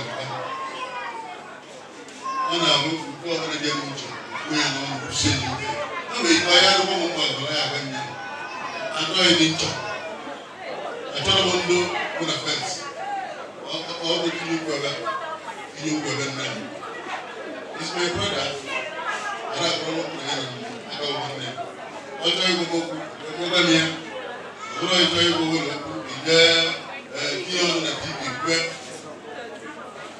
ekele giri nne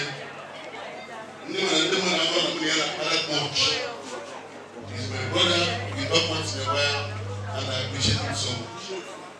Hello, my brother. Thank you very much.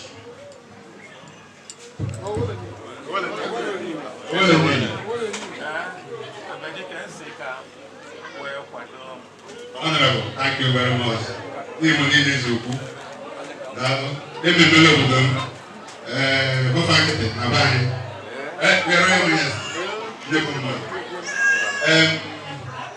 I hate to know my own, and I soon know. I walk only at it. I'm going to see can only at it. What do you need? Oh, I haven't not the busy. Well, also, I won't receive my own. I call a can of one night. And I'm a white. I guess it in whatever. Second, so what here? I can alone the cabinet. The honorable.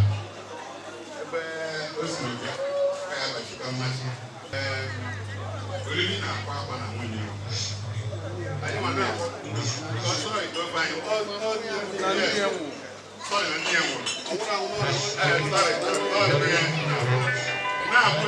now celebration of life.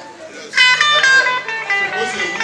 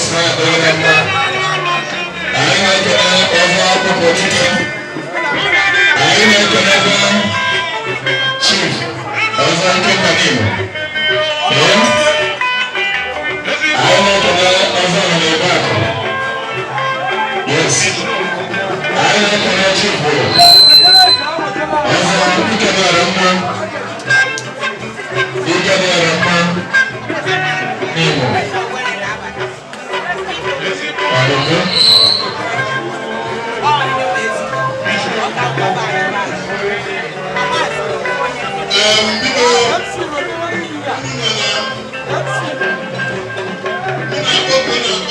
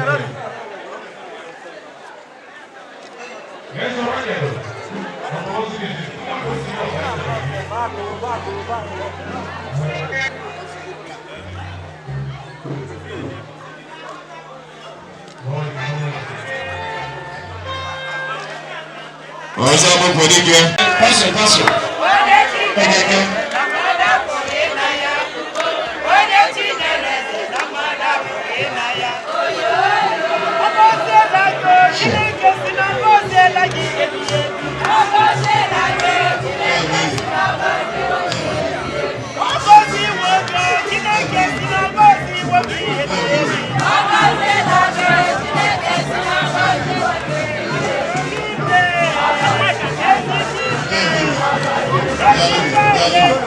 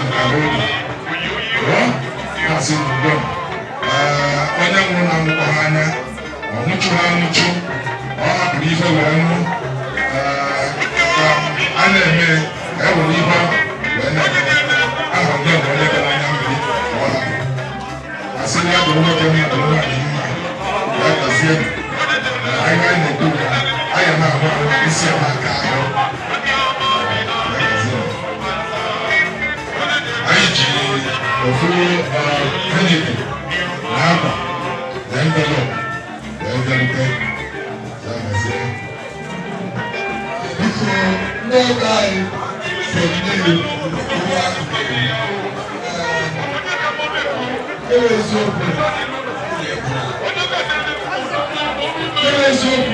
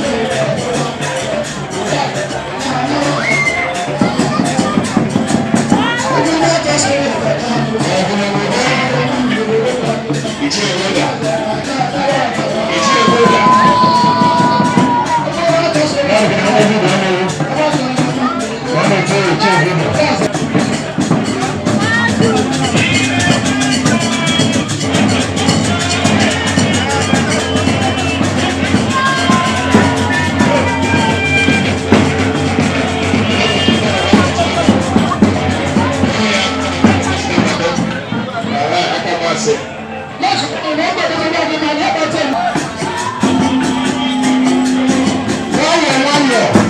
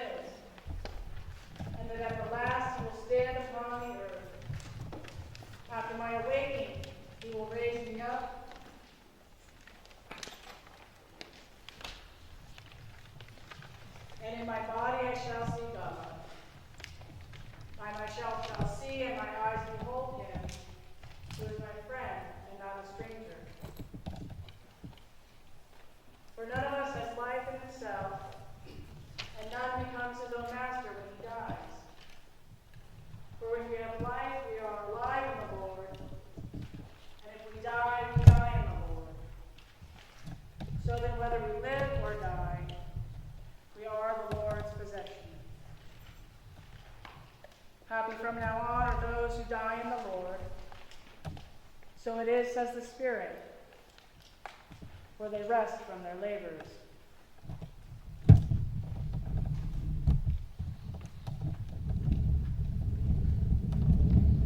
The Lord be with you. Let us pray. O God of grace and glory, we remember before you this day our sister Christiana. We thank you for giving her to us, her family and friends, to know and to love as a companion on our earthly pilgrimage. And your boundless compassion console us who mourn. Give us faith to see in death the gate of eternal life, so that in quiet confidence we may continue our course on earth until by your call we are reunited with those who have gone before, through Jesus Christ our Lord. Amen. Please be seated. Most merciful God, whose wisdom is beyond all human understanding, deal graciously with Christiana's family and friends in their grief. Surround them with your love, that they may not be overwhelmed by their loss, but have confidence in your goodness and strength to meet the days to come. Through Jesus Christ our Lord. Amen.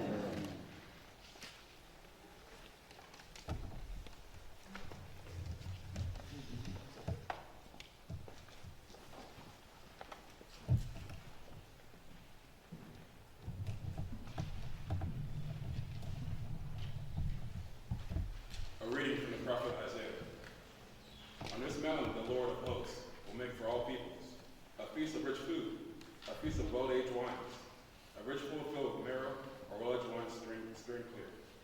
And he will destroy on his mountain the shroud that is cast all over all peoples, the covering that is spread over all nations. He will swallow up death forever. Then the Lord God will wipe away tears of all faces, and the disgrace of his people will take away from all the earth, for the Lord has spoken. It will be said on that day, see, this is our God. We have waited for him, so that he might save us. This is the Lord for whom we have waited. Let us be glad and rejoice in his salvation. Word of the Lord. Please join me in saying together Psalm 23. The Lord is my shepherd. I shall not want. He maketh me to lie down in green pastures. He leadeth me beside the still waters. He restoreth my soul. He leadeth me in the path of righteousness for his name's sake. Yea, though I walk through the valley of the shadow of death, I will fear no evil, for thou art with me. Thy rod and thy staff, they comfort me. Thou preparest a table before me in the presence of my enemies. Thou anointest my head with oil. My cup runneth over. Surely goodness and mercy shall follow me all the days of my life, and I will dwell in the house of the Lord forever.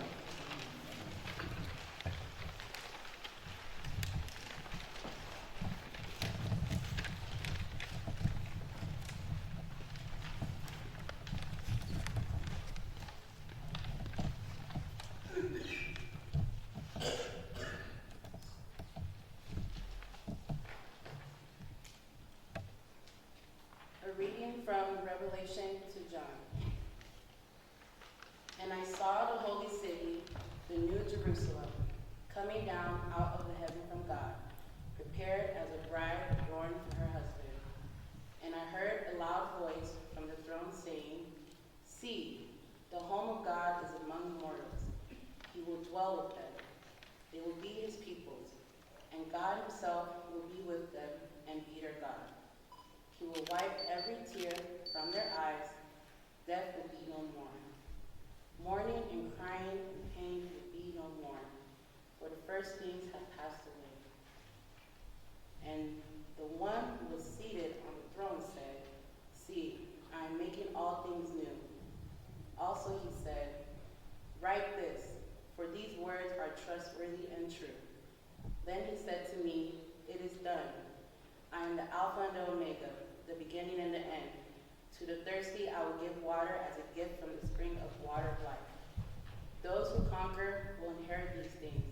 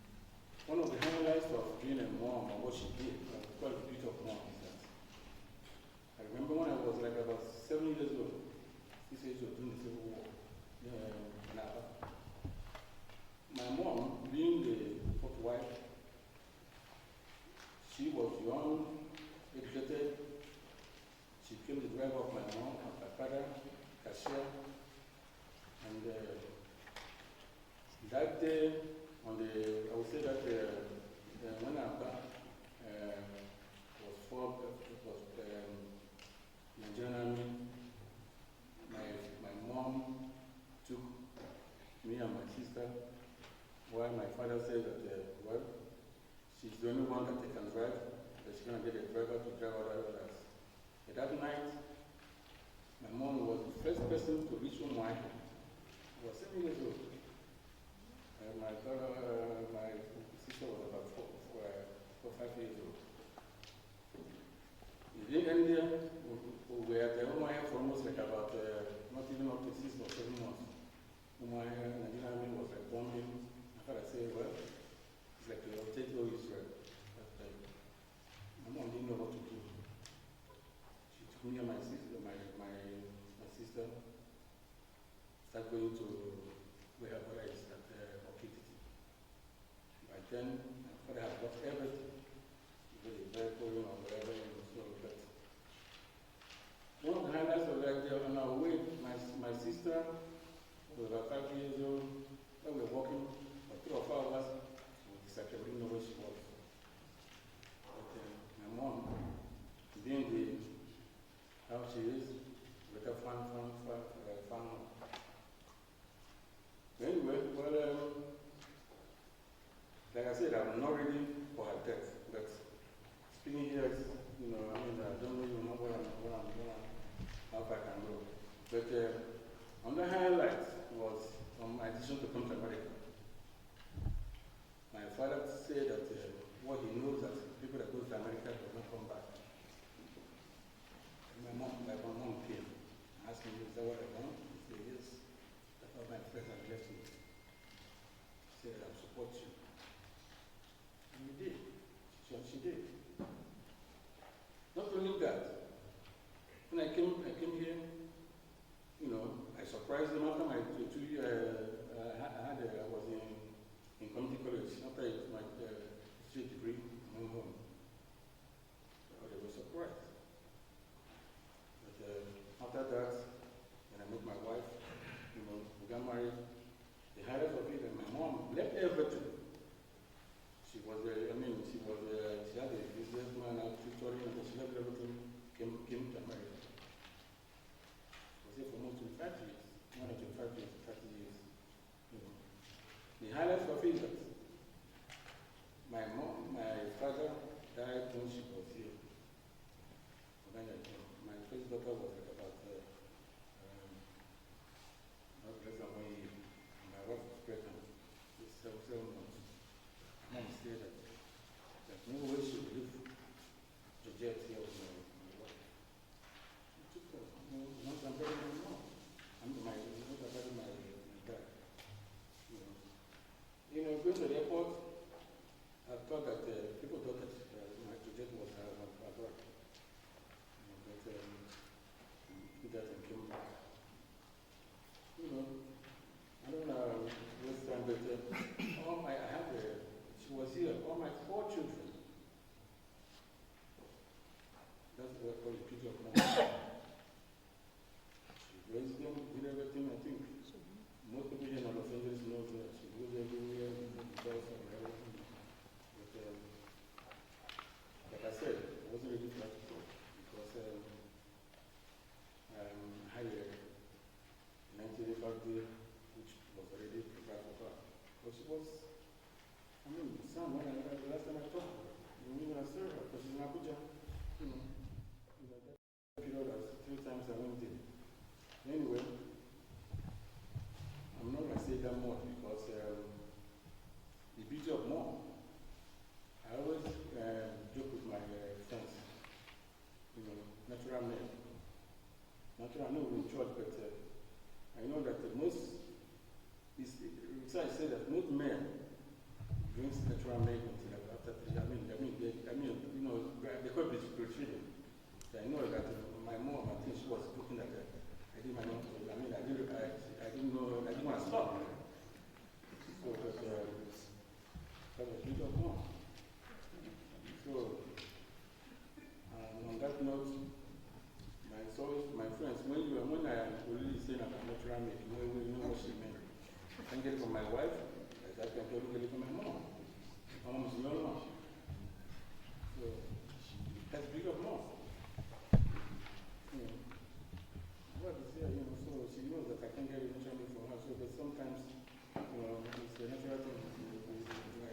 men do. Anyway, most of you are here. I'm not with my friends because I've been knowing you here more than 20 to 30 years. So, and wherever she is, I think I know she's in a safe place. Because the last time I talked to her, she said that I was sick. I mean, actually, I came to your Abuja, I was sick. She said that I'm not going anywhere, that I'm the one that's going to bury her. Mom, what are you saying that? Well, I didn't know that was the last thing she said to me. So, I will bury her. And I'll make sure that she gets better in January. I think I'm going to stop here because I don't want to cry. It's always, I dream about her most of the time. It's been the life she's been through and how she protected me from the Kogan family. She gave me everything. So I think I'll stop here for now. Thank you very much.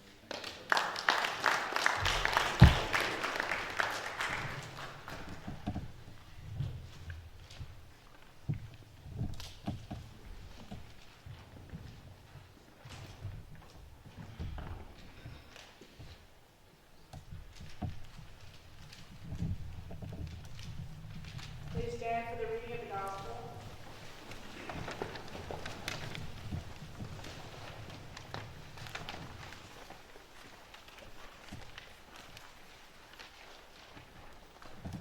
The Holy Gospel of our Lord Jesus Christ according to St. John chapter 14, reading from verse 1 to 6. Glory to you, O Lord Christ.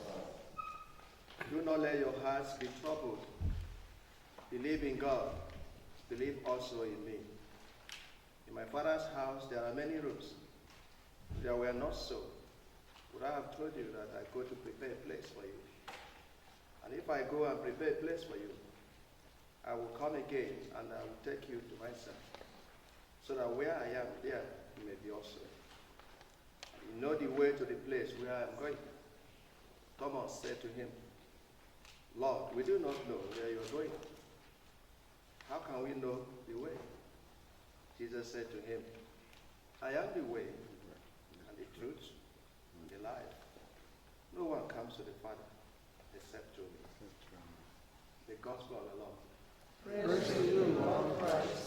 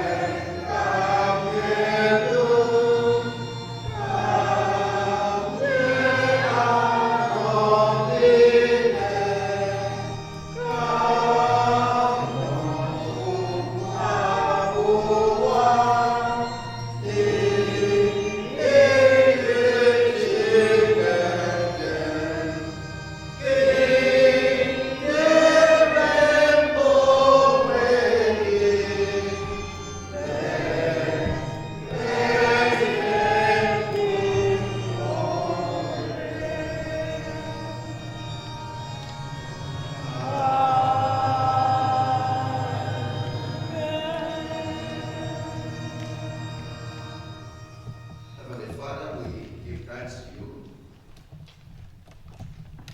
Bow our hearts to you this evening in reverence and worship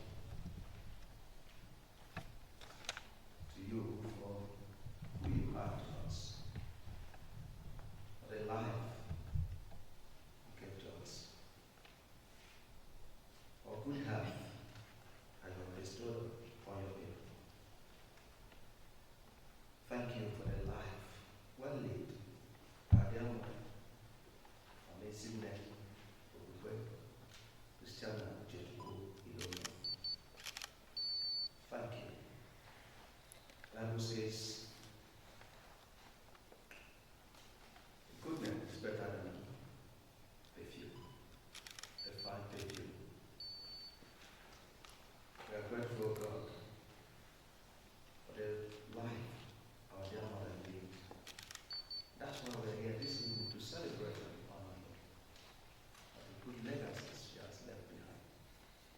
I pray, O God, as we meditate on your word, please speak to us.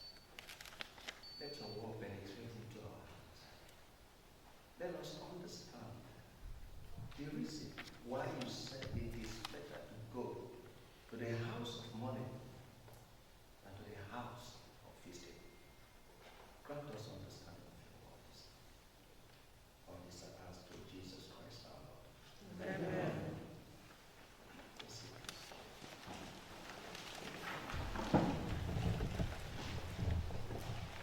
On behalf of my family, including the people of All Saints Anglican Church, Los Angeles, where I pastor, I want to sincerely thank the rector of St. Peter's Episcopal Church, St. Peter, the very Reverend James Webb, for sharing your pulpit with me tonight. Thank you so much. Let me also especially thank the chief mourners,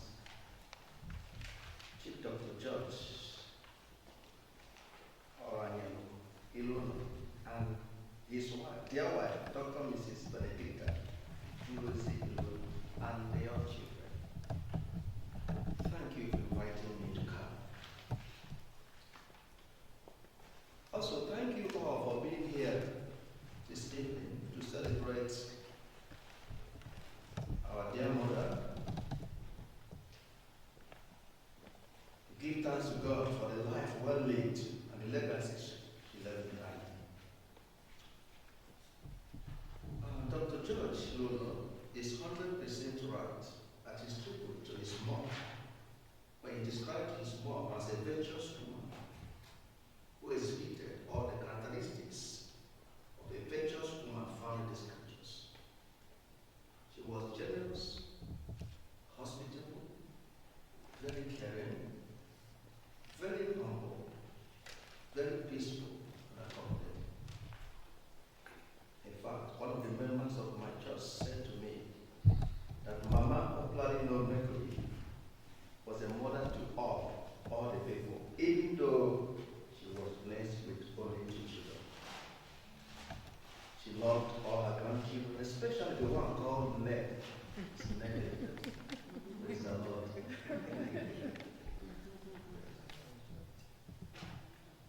Mercury loved God with all her heart and mind and soul and strength. She was a vibrant and a good practicing Christian, well trusted and reliable. Who among the Igbos in Los Angeles who loves bitter leaf soup would say that they did not eat bitter leaf soup washed by Mama? Would you remember this important memory? And most Igbo people in Los Angeles ate bitter leaf soup washed by young. I like bitter leaf soup, and I tell people one of the reasons why I'm married to my number is because of bitter leaf soup. That is a subject that we, the Africans, do not like to talk about. If you talk to your best friend about death, he might not like to be your friend any longer because he will feel that you wish him dead. Whether you want to talk about about death or not, death is the one sure thing in life. The preacher says in Ecclesiastes chapter 3 that there is a time to be born and a time to die. And Paul collaborates with him when he says in Hebrews the author of Hebrews, when he says that when he says in chapter 9 verse 27, and as it appointed unto men once to die, but after this the judgment. The death is inevitable. We must talk about it. The Africans, we don't like to talk about it. But we must talk about it so that we can prepare ourselves for it. When we had our first reading this evening, and that's why my message is coming from Isaiah. Isaiah chapter 24 depicts a picture of God's judgment on earth due to humanity's sins. While Isaiah 25, the Bible reading came from Isaiah 25, 6 to 9. So chapter 24, before chapter 25, talks about God's judgment. God devastates the world. Judgment. While Isaiah 25 offers hope and restoration through God's ultimate deliverance. Isaiah 24 pictures a scene of sorrow, emptiness, despair, loss of joy and celebration, grief and gloom. Now let's take Isaiah chapter 24 verses 9 to 11. You see, I read, it said, no longer do they drink wine with a song. The beer is bitter to its drinkers. The ruined city lies desolate. The entrance to every house is bad. In the streets they cry out for wine. Oh, all joy turns to gloom. All joyful sounds are banished from the earth. This is the situation when God brought judgment upon these people as a result of sin. Joy turns to gloom. And all joyful sounds are banished from the earth. Now, the joy in Isaiah chapter 24, verse 11, that turned to gloom and disappeared from the earth, has now returned, with people jubilating and singing songs of praise to the Lord in Isaiah chapter 25, verses 1 to 5. After all the years people had lived without drink and songs to sing, people now will participate in a feast of good food and wine, rejoicing in God's salvation. After all, the topic this evening is the great banquet. Amen? The great banquet. The assignment this evening is a description of God's great messianic banquet at the end of time. This text ultimately points to the return of Jesus, when God's kingdom will be fully established.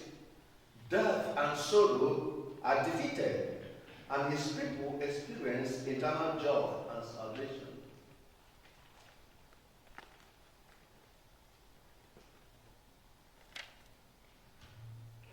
The Isaiah's banquet in this text foreshadows the heavenly banquet described in the New Testament, where all nations will celebrate God's ultimate salvation.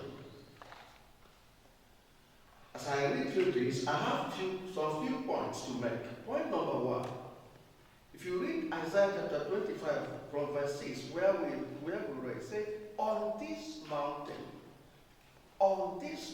is very important in this text. The mountain being referred here is Mount Zion in Jerusalem, the site of the temple where God dwelled among his people. In Psalm 132 verse 13, the Bible says that for the Lord had chosen Zion, he has desired it for his dwelling place. Now, Mount Zion symbolizes God's kingdom. So God initiates his ultimate plan of salvation on this mountain. And if you read the book of Obadiah, chapter 1 verse 17, that's only one chapter. It says, but on Mount Zion will be deliverance. It will be relief. But listen to what Jesus says about the mountain. Is it all about the mountain? When Jesus says in Matthew chapter 12, verse 6 said, I tell you, something greater than the temple is here. Talking, referring to the Pharisees who complained to him that his disciples were eating something Saturday or Sabbath day. And Jesus said to them that someone who is greater than the temple is here, referring to himself as a temple. Also, if you read Matthew chapter 26, verse 61, he says, I said, this man said, I am able to destroy the temple of God and rebuild it in 3 days. Jesus was referring to himself. And in John chapter 2, verse 19, you see Jesus answered them, destroy this temple, and in 3 days I will raise it up. In other words, Jesus is saying here that attention is now being shifted from the place to the person of Jesus Christ. In other words, all the promise that God has made in this life concerning the salvation of man is not going to be on the mountain, but it's going to be in the person of Jesus Christ. That's why the Bible says that when Jesus had a conversation with the Samaritan woman, Jesus told her that time shall come when people will worship me, not on this mountain, but they worship me in truth and what? So Jesus is saying that it's not about the physical mountain, but it's about me, Jesus Christ. That the salvation of man, the banquet that we are talking about this evening, is in the person and life of Jesus Christ. Point number 2. He said that he will prepare a feast or a lavish banquet on this mountain. God himself is the master of the feast. The Lord of hosts prepares this feast. He provides the best. Think about when you have a meeting. When you have a meeting and there's no food. Maybe you will come to church in the morning from 9 a.m. to 12 noon or 12:30. And there's no food. There's no joy. There's no food. There's nothing to eat. There's nothing to drink. Especially we Igbos, we like celebration too much. In most churches, anytime you go to most churches, if there is food, people are happy, more happy. But if there's nothing to eat and drink, you see people, they'll be itching. Pastors, please do that. Let's all please, pastor, do quick, let's go, right? So when I'm talking about the banquet that Jesus himself is providing for his people. God's people will feast forever with their king in his eternal city. The banquet is a celebration of God's victory and a fulfillment of God's covenant promises to bring joy, unity, and salvation to his people. Banquet of rich food and well-aged wine were pictures of blessing and victory, of joy and abundant life. In essence, the feast is for all people. The feast is for all people. Now, it's no longer going to be for the chosen people of Israel, the Jews. It's just like the marriage supper of the Lamb described in Revelation chapter 19, verse 6, that says, and the angel said to me, write this, blessed are those who are invited to the marriage supper of the Lamb. And he said to me, these are the true words of God. God's table is open to all who come to eat.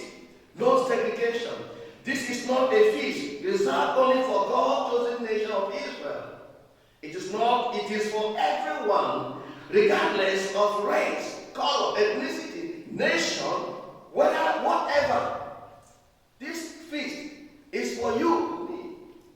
It's not for the Jews. It's for everyone who wants to be part of it. The feast is for all people, Gentiles and Jews, together at God's Messianic feast, celebrating the overthrow of evil and the joy of eternity with God. Luke chapter 13, verse 29 tells us, they will come from east and west, and north and south, and will take their places at the feast in the kingdom of God. Point number 4. The Bible says God will destroy or swallow up the covering that is cast over all people, the veil that is spread over all nations. You wonder why is it that people hear the word of God? The word of God doesn't make sense to them. You have asked yourself, you have tried in your life to follow Jesus. You have tried in your life to do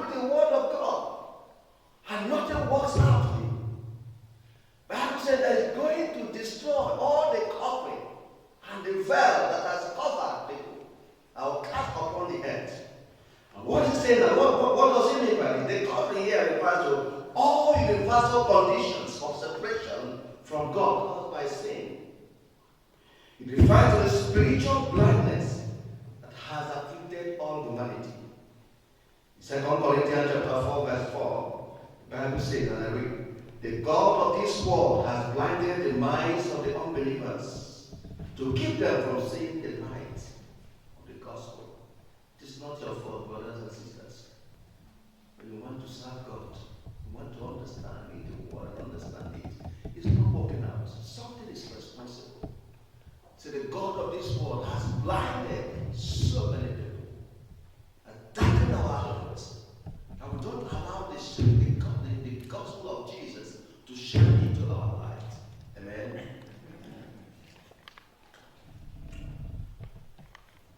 The veil is the barrier that obscures the knowledge of God and the fullness of His salvation.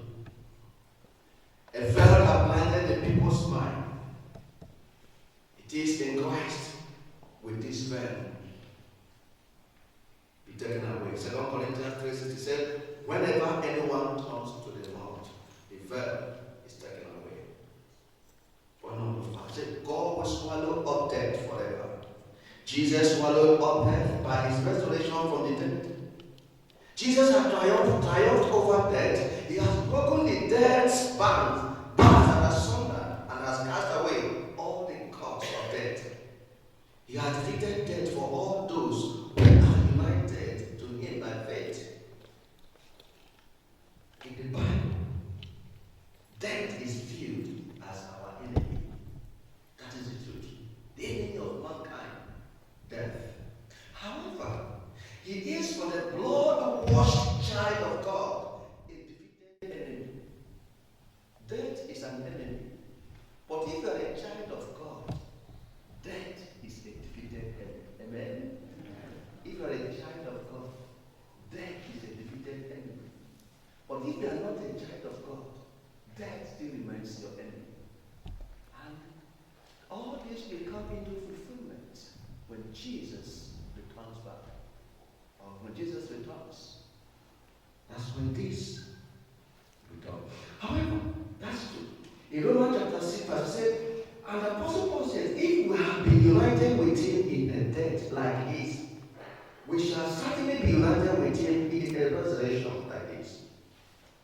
So the same power that raised Christ from the dead dwells in us, every believer, and will one day give life to our mortal bodies. This is our hope. And on the resurrection day, we will also see our mama.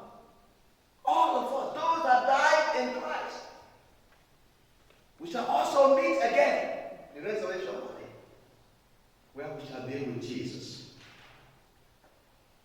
The sixth point, that God will wipe away tears from all races. Amen? Amen. At that time, God will banish all grief and give us perfect and endless joy.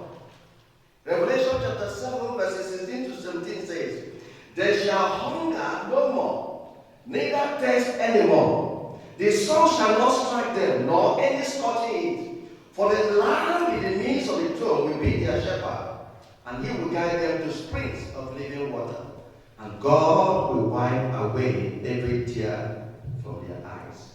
Inasmuch as we remain in this world, brothers and sisters, we will continue to cry. Amen? We will continue to cry. We will continue to feel pains, agonies in this life. When Paul was writing in 2 Corinthians chapter 5, and Paul was writing about what happens to someone that dies.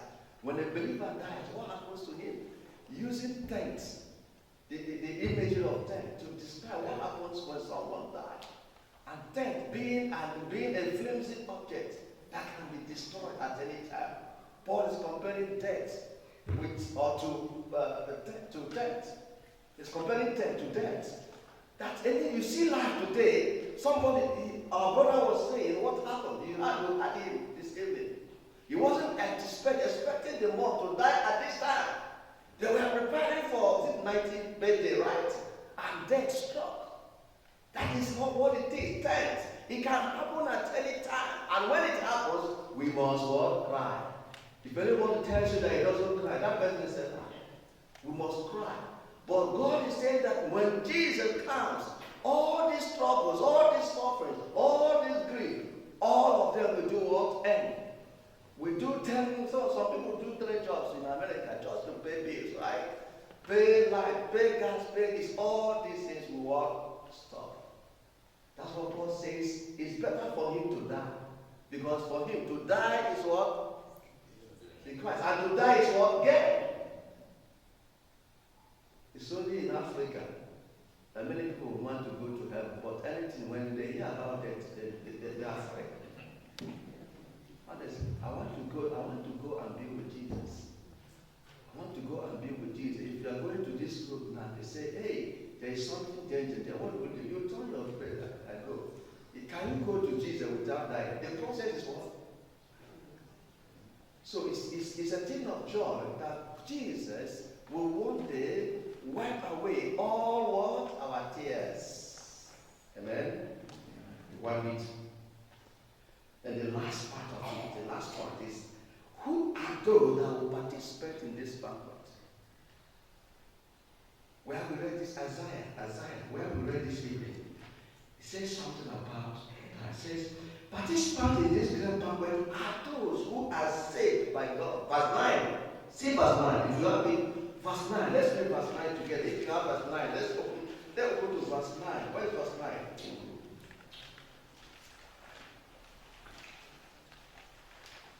Verse 9 says, verse 9 of Isaiah. Oh, it's not as okay. Verse 9 of it's not okay. But I said, see, this is our God. So it said, it will be said on that day. Listen, it will be said on that day. See, this is our God.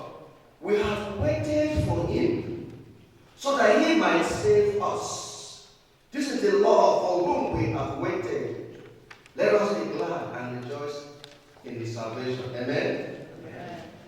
God's people must wait their entire lives to take their place at this time. You have to wait, brothers and sisters. You have to persevere. Sometimes this waiting can be unbearable, isn't it? Can seem unbearable. On days like today, we might even be tempted to give up waiting. But our present sufferings are not worth comparing with future glory.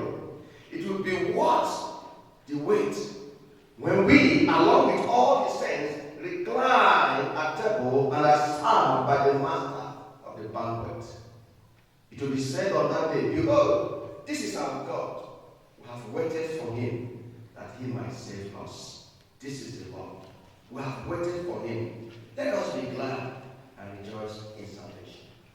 The final note I want to make this evening, my brothers and sisters. Christ is coming. We do not know when Christ will come. So whatever you do in this life, in Matthew chapter 16, verses 20 and 24, Jesus said something. That what shall it profit a man if you gain the whole world and lose your soul? The soul of a man, by physical measurement, is very tiny, very significant compared to the size of the world. But Jesus said, what shall it profit you if you gain all the whole world, if you gain all the dollars, gain everything, and you lose this soul? Brothers and sisters, there will be a banquet for every one of us. That Jesus is going to prepare this banquet. He's going to be the chief master, the chief host of this banquet. And the only condition that you and I will partake of it is when we have waited, when we have trusted our life in Jesus, and Jesus saved our lives. That's the only way that we can rejoice in this. Many times we hear about this kind of gospel. Give your life to Jesus Christ. People say, no, Christ is not coming now. Let me tell you, Paul said that it's appointed to every man to die. And after that, what? Judgment. If you die without receiving Christ into your life, there's no hope. Amen?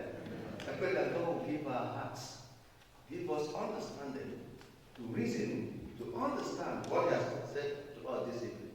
In the name of God, the Father, Son, and the Holy Spirit.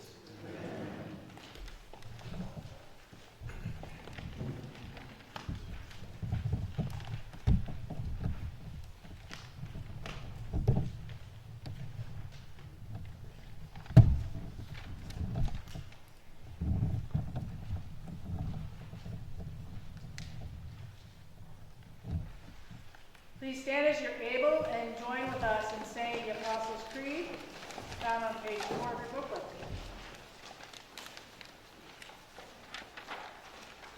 In the assurance of eternal life given at baptism, let us proclaim our faith and say, I believe in God, Father Almighty, creator of heaven and earth. I believe in Jesus Christ, the Son of God, who was conceived by the Holy Spirit, born of the Virgin Mary, suffered under Pontius Pilate, was crucified, died, and was buried. Descended into hell. On the third day he rose again. He ascended into heaven, and he sat at the right hand of the Father. He will come again to judge the living and the dead. The Holy Catholic Church, the communion of saints, the forgiveness of sins, the resurrection of the body, and the life everlasting. Amen.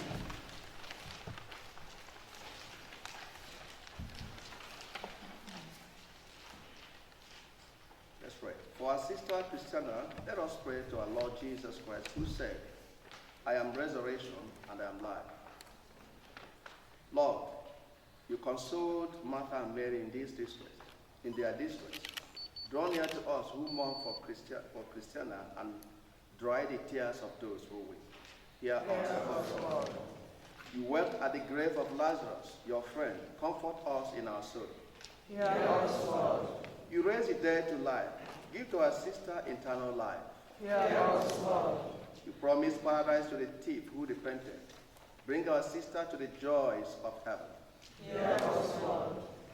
Our sister was washed in baptism, anointed with the Holy Spirit. Give her fellowship with all your saints. Hear us, Lord. She was nourished with your body and blood. Grant her a place at the table in your heavenly kingdom. Hear us, Lord. Comfort us in our sorrows at the death of our sister. Let our faith be our consolation and eternal life our hope. Father of all, we pray to you for Christiana and for all those whom we love but see no longer. Grant to them eternal rest. Let light perpetual shine upon them. May her soul and the souls of all the departed, through the mercy of God, rest in peace. Amen. The peace of the Lord be always with you. And also with you.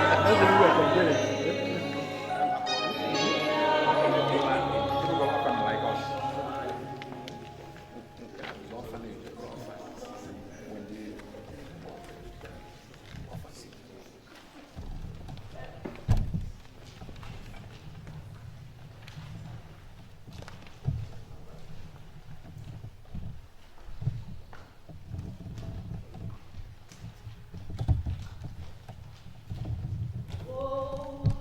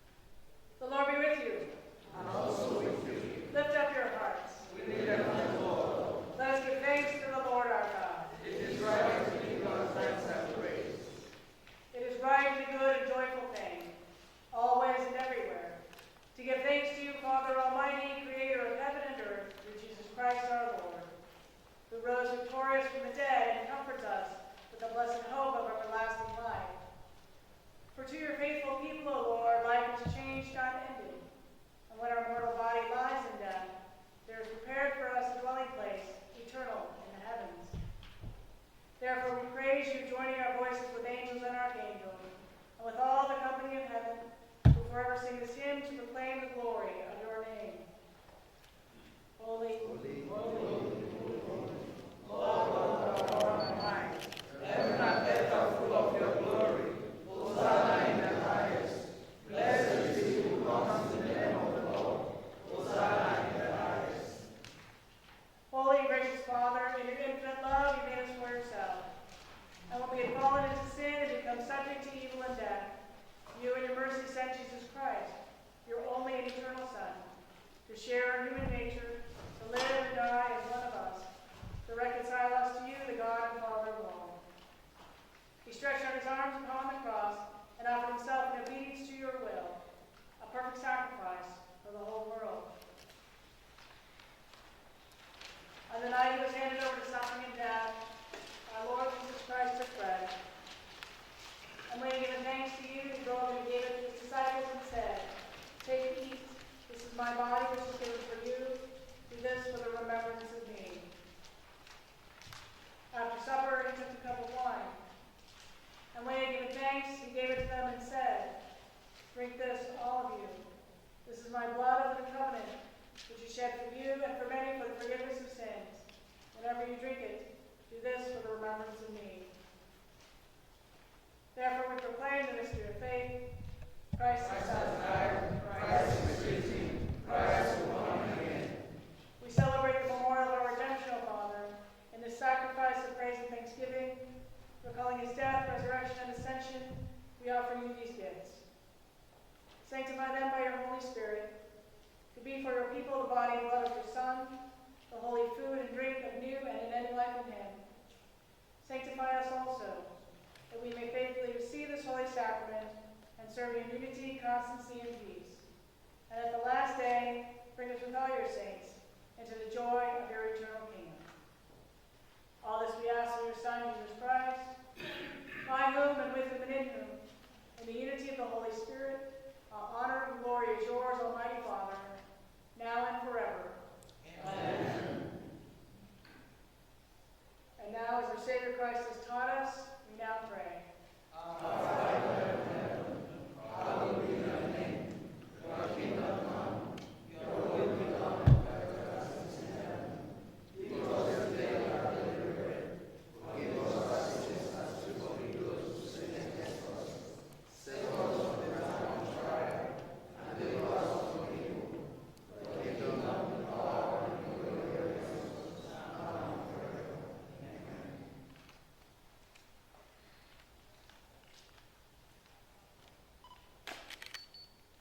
Hallelujah. Christ, our Passover is sacrificed for us.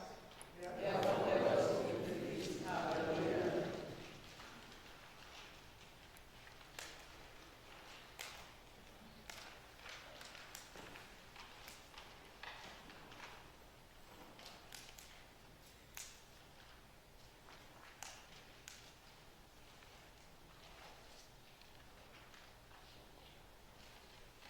The gifts of God for the people of God.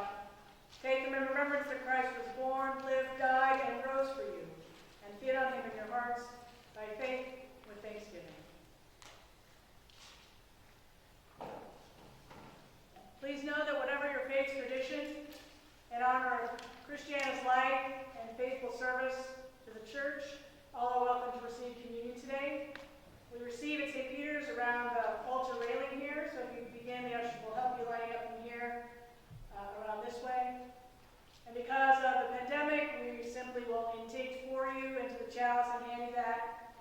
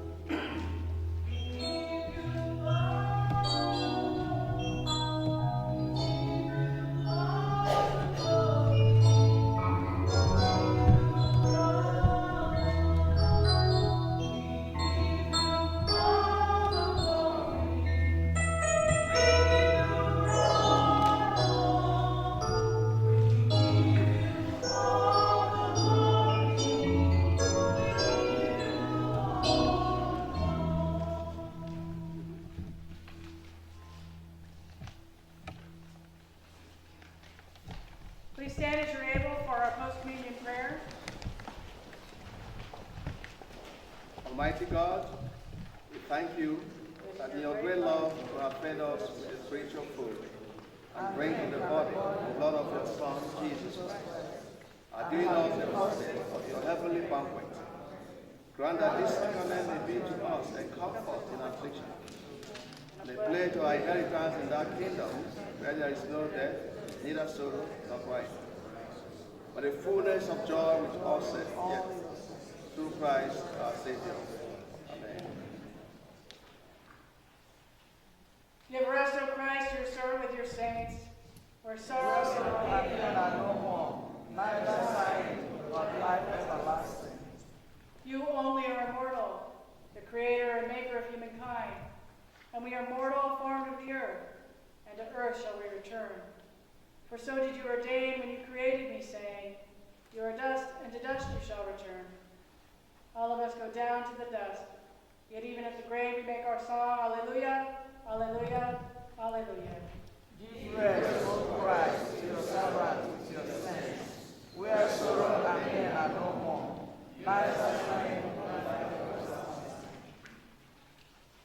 Into your hands, O merciful Savior, we commend your servant Christiana. Acknowledge, we beseech you, a sheep of your own fold, a lamb of your own flock, a sinner of your own redeeming. Receive her into the arms of your mercy, into the blessed rest of everlasting peace, and into the glorious company of the saints in light. Amen.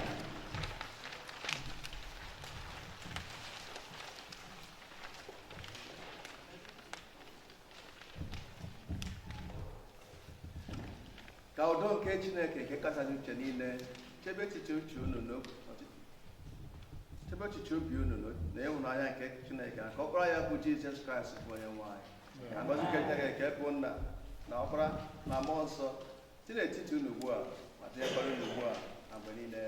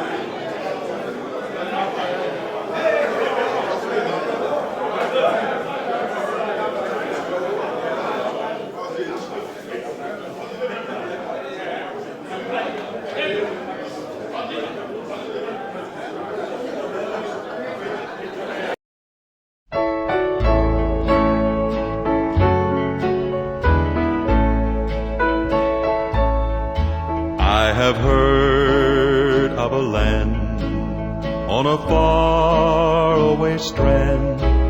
'Tis a beautiful home of the soul, built by Jesus.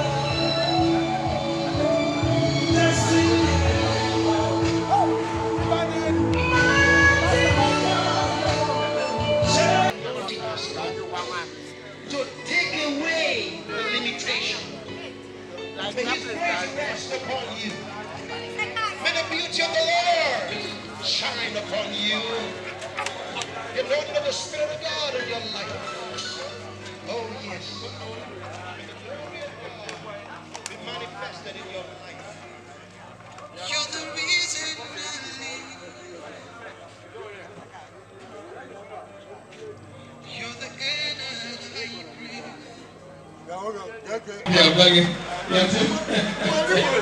Always one money. I don't know.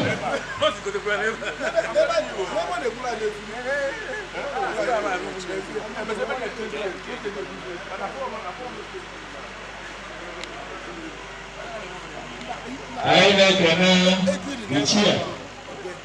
I go to win. I like a name. That's not true.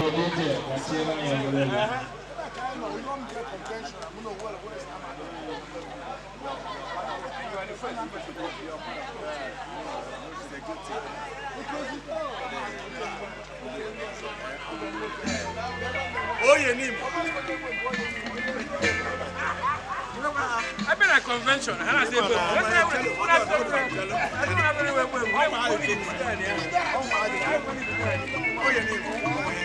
I like Ramon. How does that come going on? How you say? I'm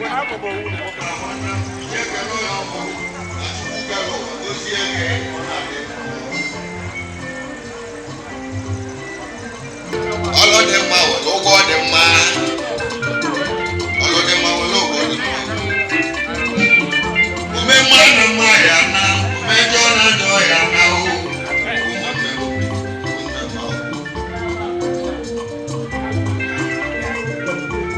Oyena mama, biko jisike na mau.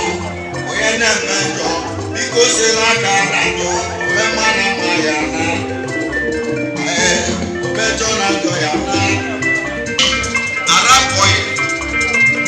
Landlord na Delta State, landlord na Anambra State, treasurer Miata Anam, Brothers Association, New Day,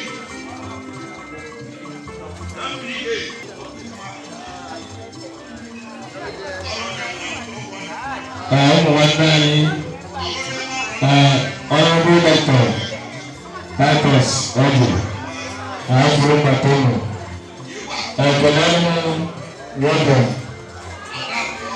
I see my God, Afro Batono, I see my dream number. And my mother was another problem here. Yeah? Fancy weather, it's a gap of one day to a real one. Yes. I don't know. I don't know.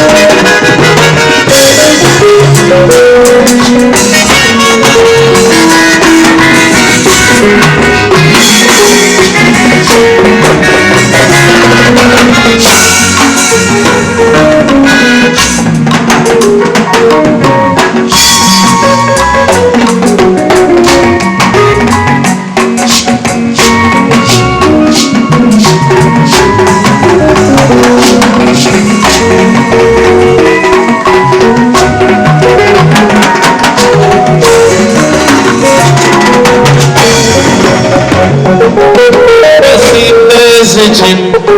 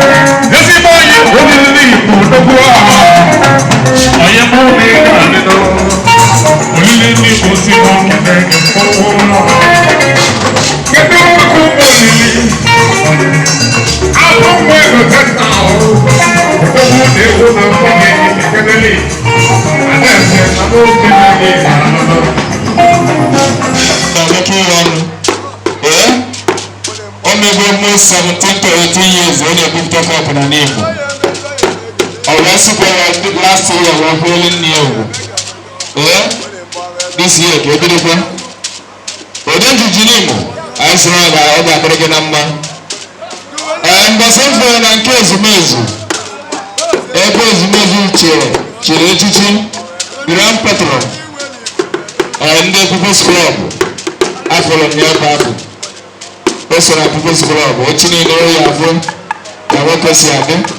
But then to Jinimo, I saw that I got a number. Everybody can live.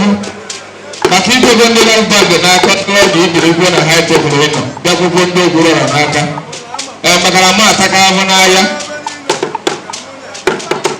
In I, upper woman, I tell you to no woman. The man may change yours, 18 and be over. Preventing you. I don't come to a man, I can work and okay, honorable. Sir, Tomakanamo, Odobu na Bagana. Okay, Chiamo, no good na no cheer. Even a Bagana from one opera. And Mugu and Abraham Obo. Namuchi and other life. So, Mamma, who see an Obo. Even I told you that I saw on Atlantima. Obu number has by Ochia. Muna landlord na period since the last 3 years. So, otu itago, madam na fena panyo na mamiwe yako. Opo one rapper isi gramenti, tuwala mu, kama mana papuwa kurono. Tanya ndiye oye kata ilo kwa mabera hu. Dalu ema oye kumarama. Odo rezi. Dalu no.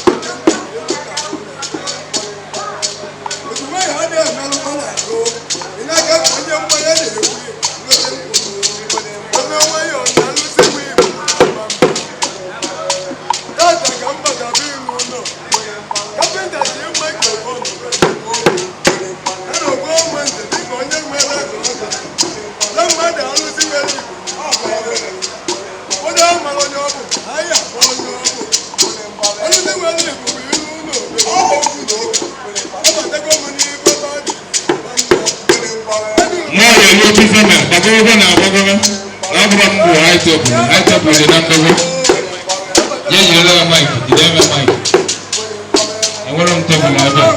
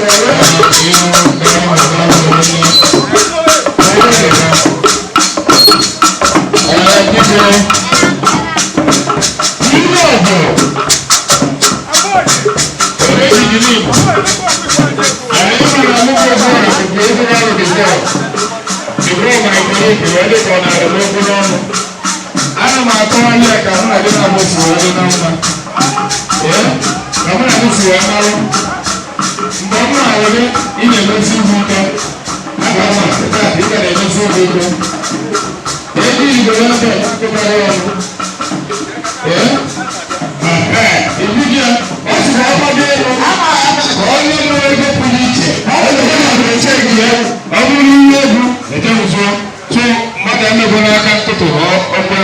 nwanne sọsọ m ya bụ onye aka ntụtụ na nke ikpeazụ a ọsọ m ji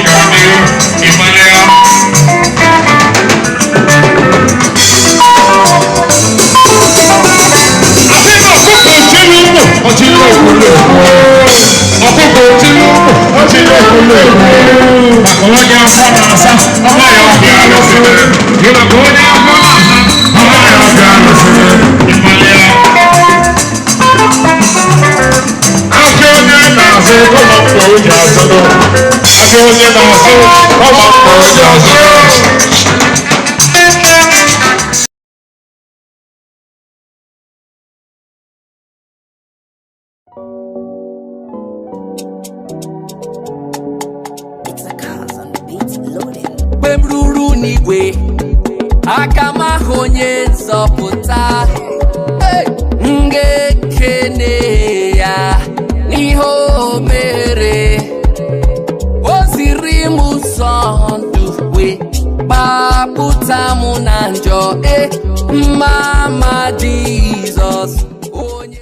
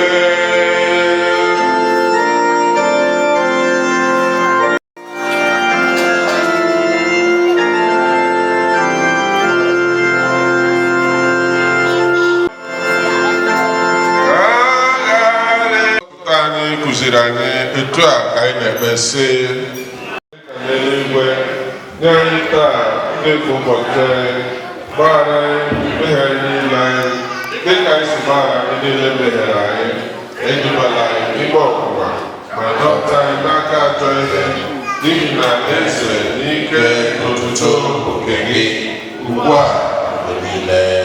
Amen. Paragraph 27b mmadụ niile Chineke nke pụrụ ihe niile anyị na-ekele gị ekele n'iwere ọbara gị Jizọs Kraịst wee zụọ anyị mmụọ gị ịdị ndụ na ịrụ ọrụ na-enye otuto na nsọpụrụ. Amen. Praise the Lord.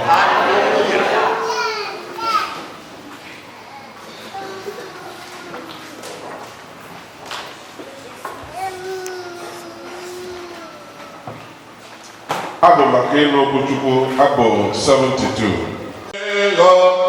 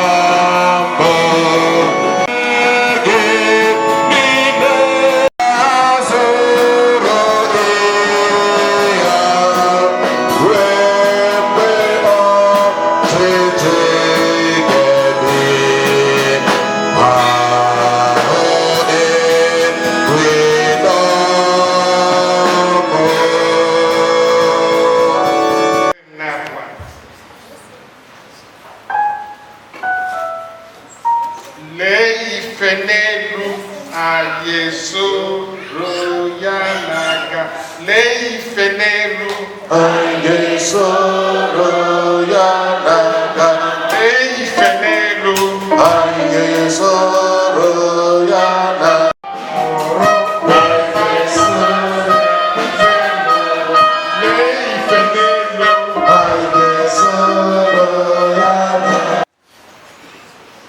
onye sitere na odudu nke kpakpando wee duru ndị amamihe wee jefee ofufe n'ebe ọkpara nwa gị Jizọs nọ n'oge a mụrụ ya. Anyị ji obi umeala na-ekpere gị na mgbe dị ka mgbe a kụziere anyị okwu nsọ gị wee nwee uju amara nke ebube gị site na Jizọs Kraịst bụ onye nwe anyị. N'agbanyeghị ihe ịma aka niile anyị nwere n'ime arọ gara aga, ihe iju anya dị iche iche nke anyị gabigara n'arọ 2024, Chineke were amara ya wee duru anyị bịa na Krismas nke 2024 nke kasịrị odurukwa anyị bata n'arọ ọfụ nke 2025. Ka m were ohere a kene ndị chọọchị St. Paul's n'Imo, Happy New Year.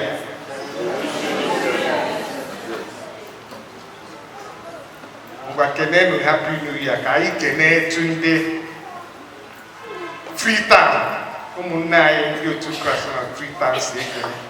Kenenu Happy New Year. Happy New Year. Thank God me and you no die. Thank God me. Imekwere etu isi eme nwanyị imetara me and you no die. The vicar. Oge ọbụla arọ na-ebido, ọ na-abụ oge ịtụ atụmatụ maọbụ ịhazi atụmatụ etu arọ ga-esiga. Mgbe ị na-ahazi atụmatụ, ọ ga-ajụ ajụjụ ole na ole dị mkpa. Ofu n'ime ajụ ọ ga-ajụ bụ kedu ihe arọ a ga-abụ, tụmadị na Naịjirịa anyị nọ taata. Kedu ihe arọ a ga-abụ? Ịma na o nwere abụ anyị na-abụ, a na-asị gịnị ka ibi n'igwe ga-eme gịnị ga-abụ, mana anyị ekwebeghị okwu ibi n'igwe, mana ọ ga-ada anyị na echiche mgbe niile. Mana gịnị ka arọ a 2025 ga-abụ?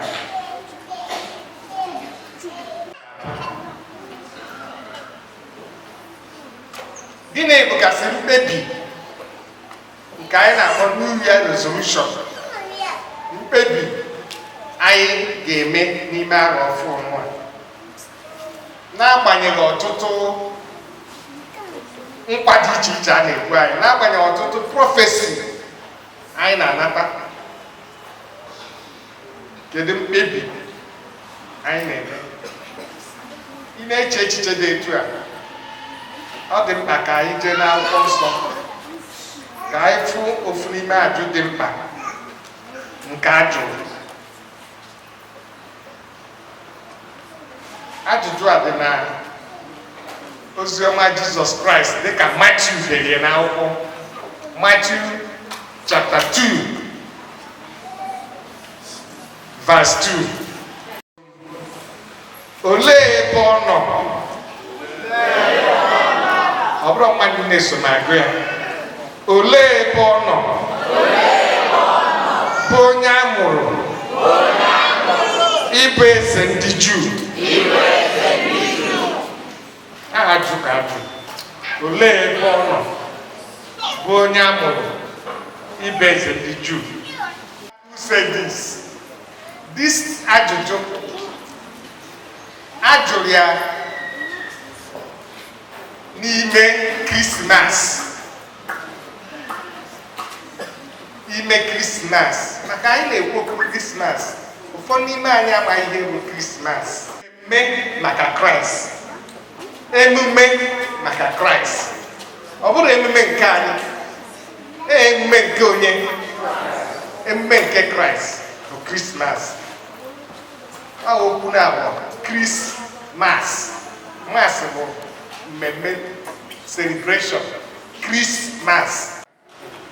Ụfọdụ oge anyị gbaa Krismas, anyị ewee Kraịst debe n'azụ, bube onwe anyị ụzọ.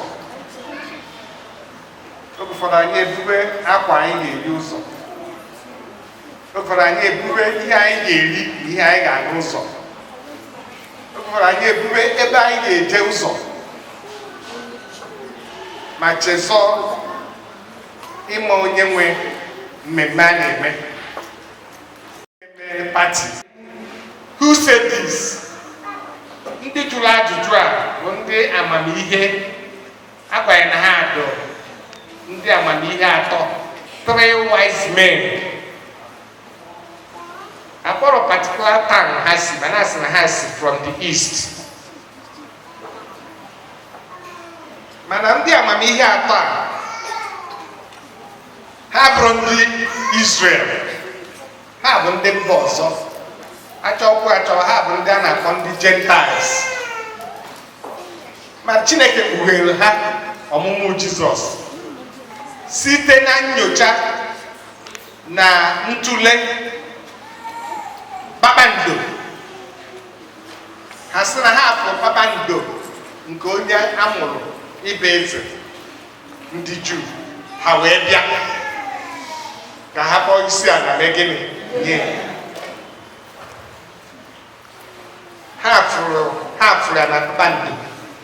Kpakpando pụtara staa ya ka ha fụrụ. Ebe ha maara ihe gbasara kpakpando, ebe ha maara ihe gbasara staa, ha wee fịa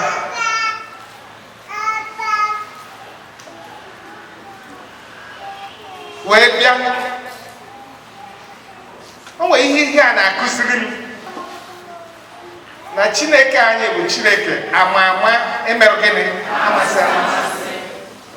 Ime esi na isigo ụzọ amara Chukwu na o nwere ezi ụzọ ọzọ.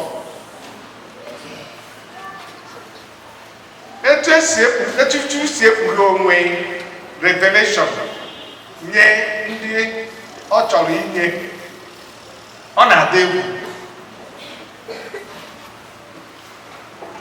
Ọ bụrụ Baịbụl ka ha gụrụ wee ma na agha ama onye nzọpụta. Nke ndị Juu ndị na-agụ Baịbụl amarọ, kama na studying of these heavenly beings, heavenly bodies like star ka ha fụrụ wee ma na amụrụ eze.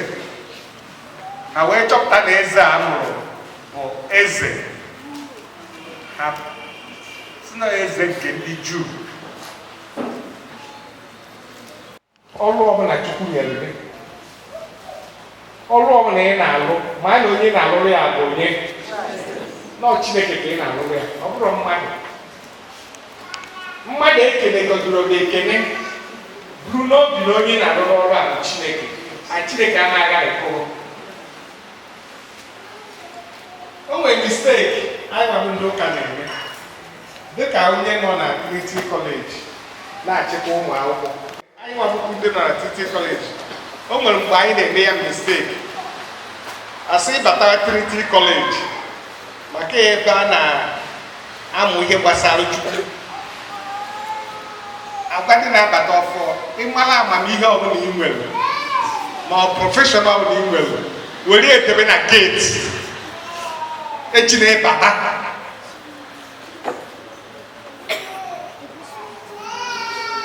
Ọ dụkwu na Trinity College n'oge gara aga, ọ dụkwu na chọọchị. Mana kịta anyị enwego mkpughe na Chineke nwere ike isite n'ihe ọbụla ị na-alụ gọzie gị. O nwekwa ike isi n'ihe ọbụla ị na-alụ nye gị nzọpụta. ihe anyị na-agbazi ya bụ ịgbara ihe ahụ ị na-alụ were ya bata na Trinity College ka a nụchaa ya.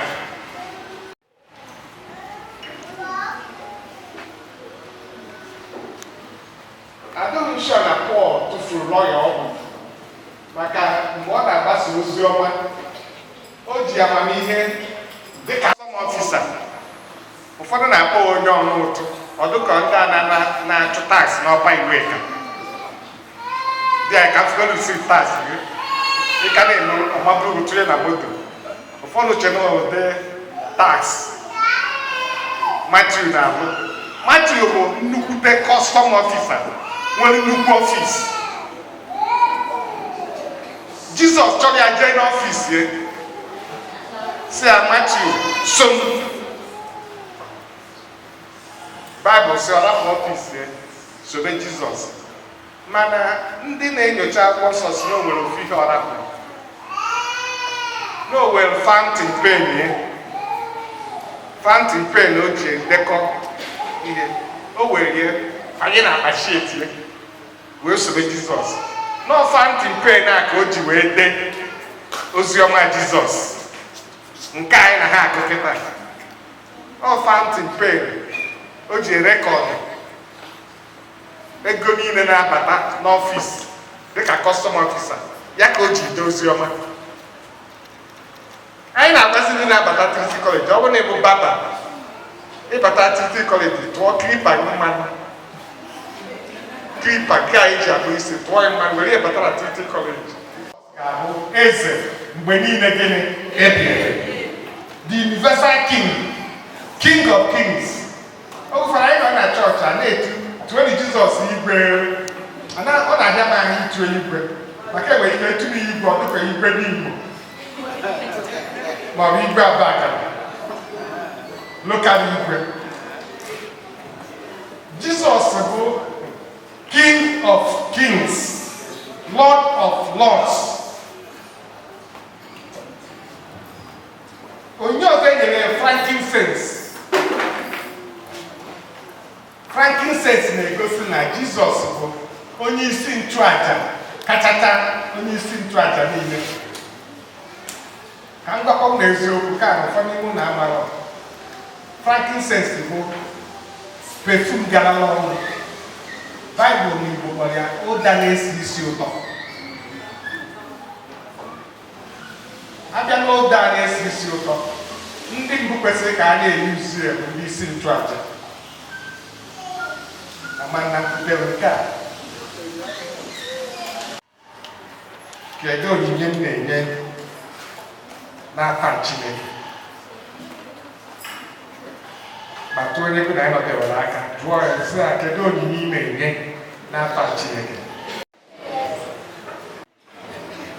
Enye n'afa Kraịst. Ọzọ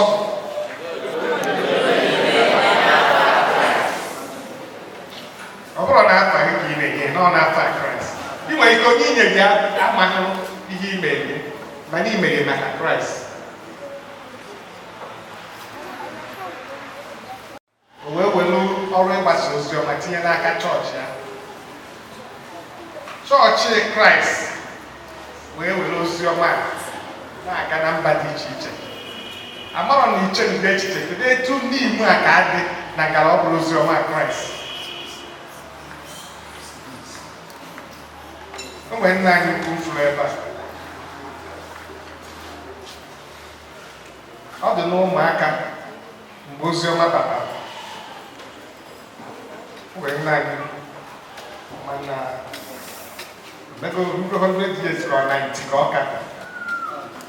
Ụnụ ụmụ onye nne ọ nọ n'ihu unu ka afọ ya. Nna anyị kwuru ka agbasa ike ka mụ na gị kelee. Kedu ebe o si nọ?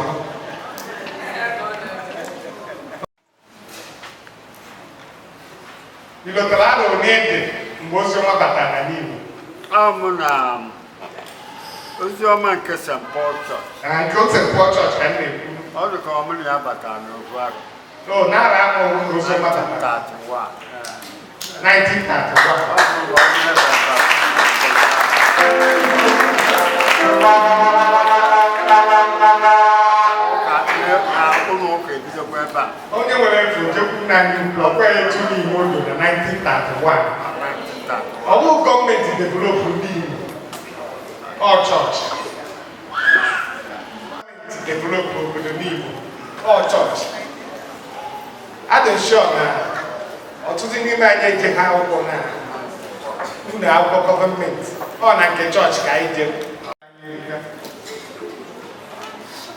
ụfọdụ n'ime anyị bịa na mmadụ n'ebe ndị ọzọ ma ndị bi n'ofesi ewere gị ozi ọma ihe esinwu n'Imo na ụmụnna ije ụmụnna ọzọ ozi ọma anụnwa bịara ụmụ kedu etu anyị si echukwa ya ihe anyị nwere ike ịkpọ savis mmadụ nakọta oke n'ọrụ ọ ga na-arụ na chọọchị ọ bụrụ na ị na-eme ihe dị etu a biko n'ime arọ 2025 kpebie ụzọ isi na-eje ozi na chọọchị ka anyị were onwe anyị ihe Chukwu ji gọzie anyị chụọrọ ya aja o nwere asụ nsụgụ ọrụ ka nsụwa ọzọ ka nsụkwa ya Chineke ga-agọzi gọzibiga oke ndị niile na-ejighị aghụghọ wee kwere ozi ọma dị gịnị dị nsọ ozi ọma anyị nọ n'ime dị nsọ wepụ aghụghọ mee ka ike ghara tụkwasị Chukwu obi onye nwe anyị ga-agọzi mụ na ụnụ n'aha Jizọs. Anyị na-anabata our Father in the Lord nnukwu nna anyị n'ime Chineke kwesịrị nsọpụrụ Venerable Dr. Obiezike maka anyị ma ife a na-eme n'oge alili nne mana Kosi demands that I also say that onye nọ na altar bụ my teacher in this ministry mgbe enwere as a church teacher akpọjere m ya ọzọ mgbe etiri m dike ọzọkwa anyị nwekọkwa Chineke ga-enye anyị ngọzi nke anyị n'aha Jizọs. And anyị chọrọ ka anyị na-esonye ịnara amụma Chineke bụ n'isi anyị n'afọ 2025 o bido na in August. I said that this year will be a year of overflowing grace. When I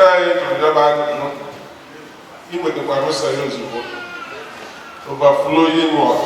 Grace. Ime ife ordinarily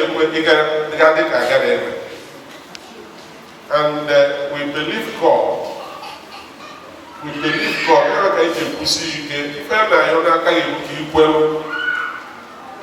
You will receive it. In the name of Jesus Christ. This building will never be abandoned. Our expectation by this time next year, those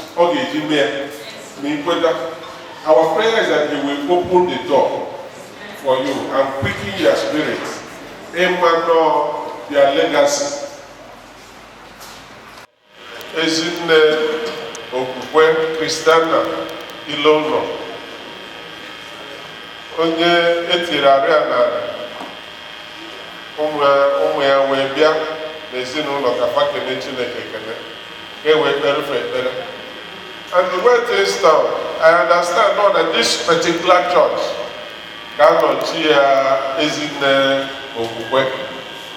Thank God Chineke nyere ya ọpụta azụ and a na-agafe ndị ọzọ na-eme gịnị na na-anọchi. Chineke ga-enyekwa ihe niile ọpụta azụ n'aha Jizọs Kraịst. Ezinụlọ nke Igbo ọkpara ga-atụkwa mma mma.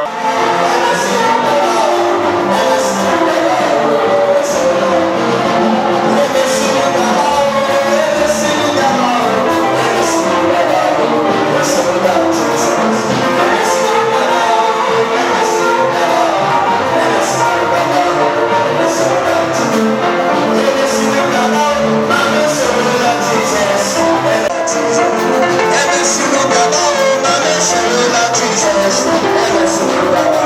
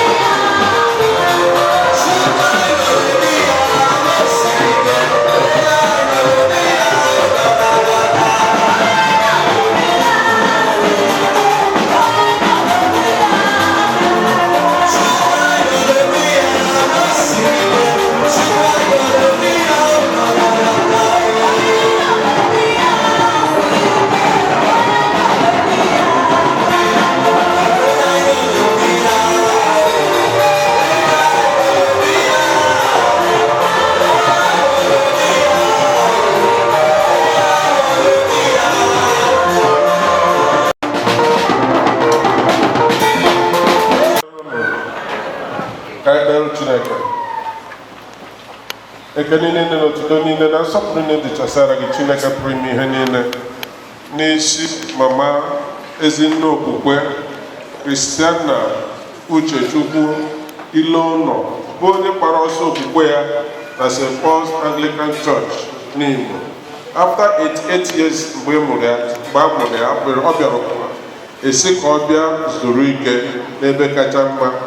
Anyị na-ekele gị na ị nyere ya ọpụta azụ, wee na-ekele gị Chineke na ị nyere ya amara ịmara onye ebu ma gbaa ọsọ okwukwe dịka amara ị nyere ya si wee dị.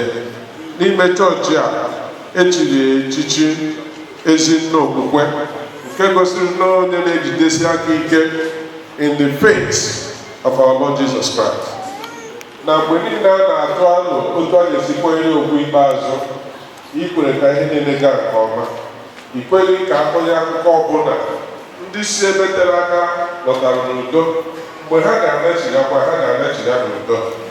Ihe niile emere gara nke ọma, nke gosiri na amara nke na-esochi amara dịnyere ezinụlọ a. Anyị na-asị ka otuto niile na nsọpụrụ niile dịpesara gị n'aha Jizọs Kraịst. Esochi amara n'aha Jizọs Kraịst. Ka ha na-eme ihe niile ebe mefuru na ozi a nke ejere n'oge a, ọ gaghị abụ na nkịtị. Ị ga-ewechigatakwa ya na mmaji kwuru mmaji n'aha Jizọs Kraịst.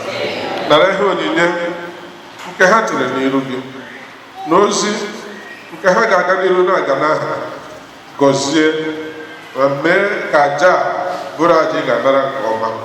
Anyị na-ekele ndị niile sonyere ezinụlọ a wee bịa na-ekpekpe ekpere n'isi ha, na-asị ife uru uju agara bịara ụlọ tụmadị nke na-agbawasị obi. The Lord will give us our full lifespan on earth. We will not die young. Amen. In the name of Jesus. For in Jesus' mighty name we have prayed. Ọ bụ n'aka nchebe Chineke na amara ya ka a na-araja ụnụ. Ka Chineke chebe ụnụ. Ka Chineke debe ụnụ. Ka Chineke mee ka amara ya baa ụba n'ebe ụnụ nọ ma nye ụnụ ihe ọma ya. Chineke agaghị ekwe ka ifere mee ụnụ. Chineke dịka ụnụ dịka ukwe azịza nke mmadụ na-apụghị ịdọsa ba n'afọ nke Nna na nke Ọkpara ya na nke Mmụọ Nsọ. Amen. Thank you. Anayo, Prof. Pastor Anayo. I think yesterday surprised me. This is the first period that we're able to combine about more than 7 or 8, about 10 or 11 year pastors, on a short notice. And this is what was behind. That's your leadership. I really appreciate it. And also, talking about the church, also, accountability is always the issue when churches is wrong. But looking at you, like the colleague said here, that you're educated, they are showing accountability, and there's no way we're not going to support. Because as long as we have got destiny, I don't know what it means, what's about destiny. Destiny is nobody knows, about the future, what will happen in the future. This is where my mom started, and it's also where my father started. My father was one of the persons that built this church in Finland. I remember that year my mother christ my dad. My dad never used to say Thanksgiving in this church. So it's a good thing so you're going to bring it down, but I will help you bring it down. It's about time. I was able to focus on Sagrada. But like I said, destiny is here. This roof, you're going to do it. And accountability is what I'm worried about. But on behalf of my wife and even our family, from now on, before Easter, we're going to commit about 5 million naira in the church.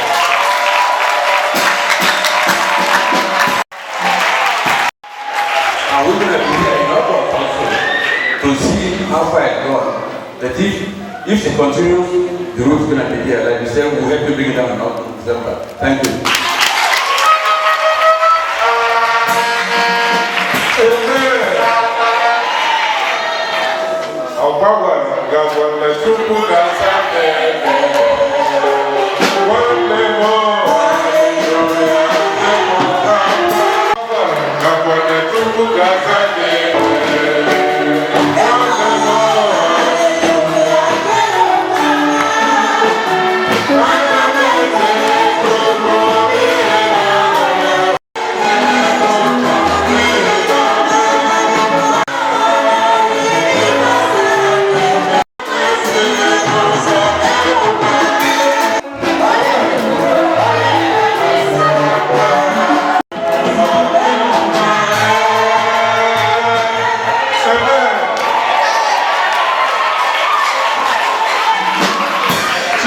ga-agọzi ka ọ gara agọzi ya. Chineke ọ ga-agọzi nwunye ya ka ọ gara agọzi ya. Chineke ọ ga-agọzi ụmụ ya ka ọ gara agọzi ya. In the name of Jesus Christ.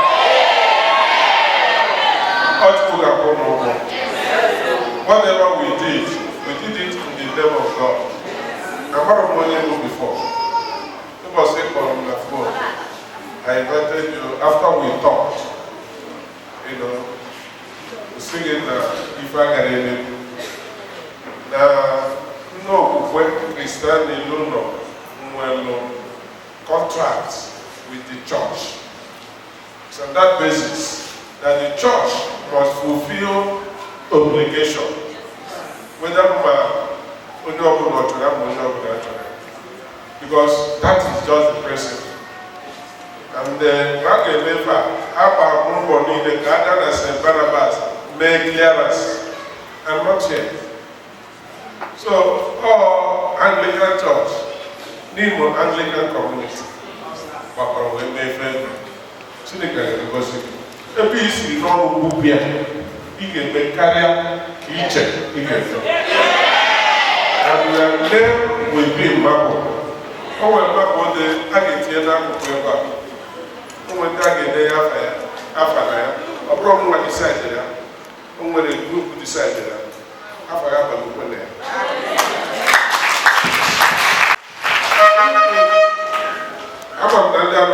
This garden guy is your son. This dude is your son. So you can, with pride, see if I'm half fully my father. Don't you get what I said? You don't get what I said. No, that's what I can do. More with father. And I thought I said it. Yes. They are blessed. In Jesus' name. Thank you very much. God bless you. And take the benediction. I can have Mrs. Agugo. Get to the Nirugi, but Jaka get what they were done. She never bring me any, they can't get Nambara. Get this to Chapara. Udo, get this to Chudo. If when I get this to Punanya, I had a basin on the Papa Novo Stata. Jesus Christ. But I take account to the Giga Kunya, you will instill your spirit upon us. Can't I get a big and put out the day, so I got a junior that will be pushing out sweet smelling sacrifice. King Adana Penny, when I does it. Seated at Jesus Christ, burn your mind.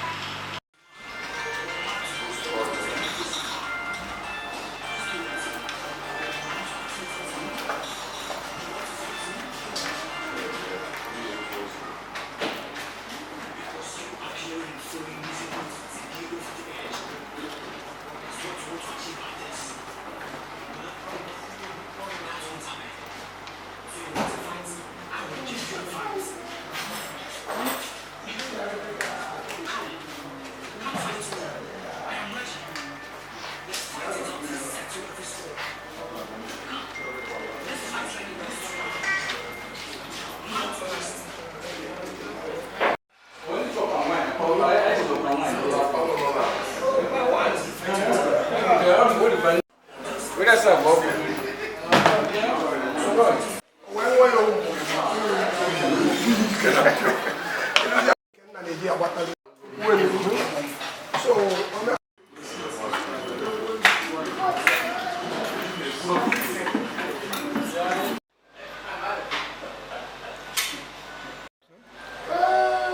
I talking with? Game Nani. Okay, on Sunday, on Sunday. Okay. What can I educate you on? Educate you on? Okay. I'm going my cousin. Okay. Then why could you do my own? So, I'm several. Kedu kuna ngwa maka ni enwulu na kosi kwacha ya obona ihe ka nodo Kempo na ene kene go Chineke na onye dị na tago of mere ha ma we na go of na dem go support na so ene kene kwa Chineke na ihe dị na of na because na mama amụrụ ọga mai ko so ene kene Chineke na Chineke me ihe dị na go of ma no support na na sia na kene ha ga ma chapa ha ga na chukwa so na go support na kene kwa Chineke na ndị bịakwara abịa ma ndị village I on the back of the Hansana has one of the spoken, so I think it's an enemy. I said, I reckon, and I always made a difference. Madam, I'm Niso, thank you very much. Let me say Happy New Year as well. Let me Happy New Year as well. Thank you. Welcome. Your name? My name is Ngozi Lono. Okay. Can you tell us your relationship with the disease? Ngozi Lono. Very good woman to me. Since my father married her, she was very good in the family. What can you remember about her? What do you miss about her? Huh? What can you remember about her? The woman, since she came into a family, she was a very good woman. Okay. She never hurt me. Okay. She never insulted me at all. Okay. So she's a very good woman. All right. Thank you very much, sir. Thank you. Thank you.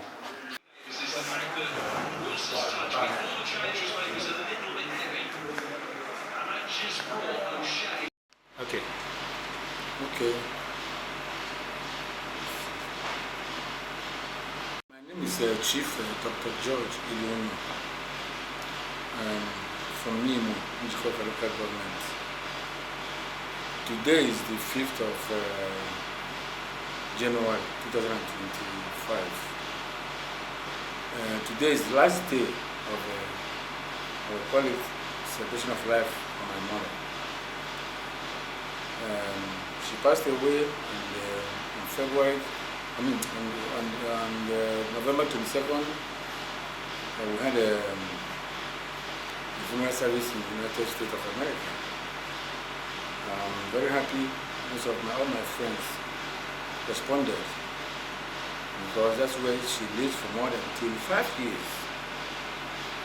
And, she raised all my children. I have 4 children. She was there when all of them were born. My mommy, like I said, she's a virtuous woman. I was in denial. I was in denial when she passed away. I wasn't actually ready to announce it.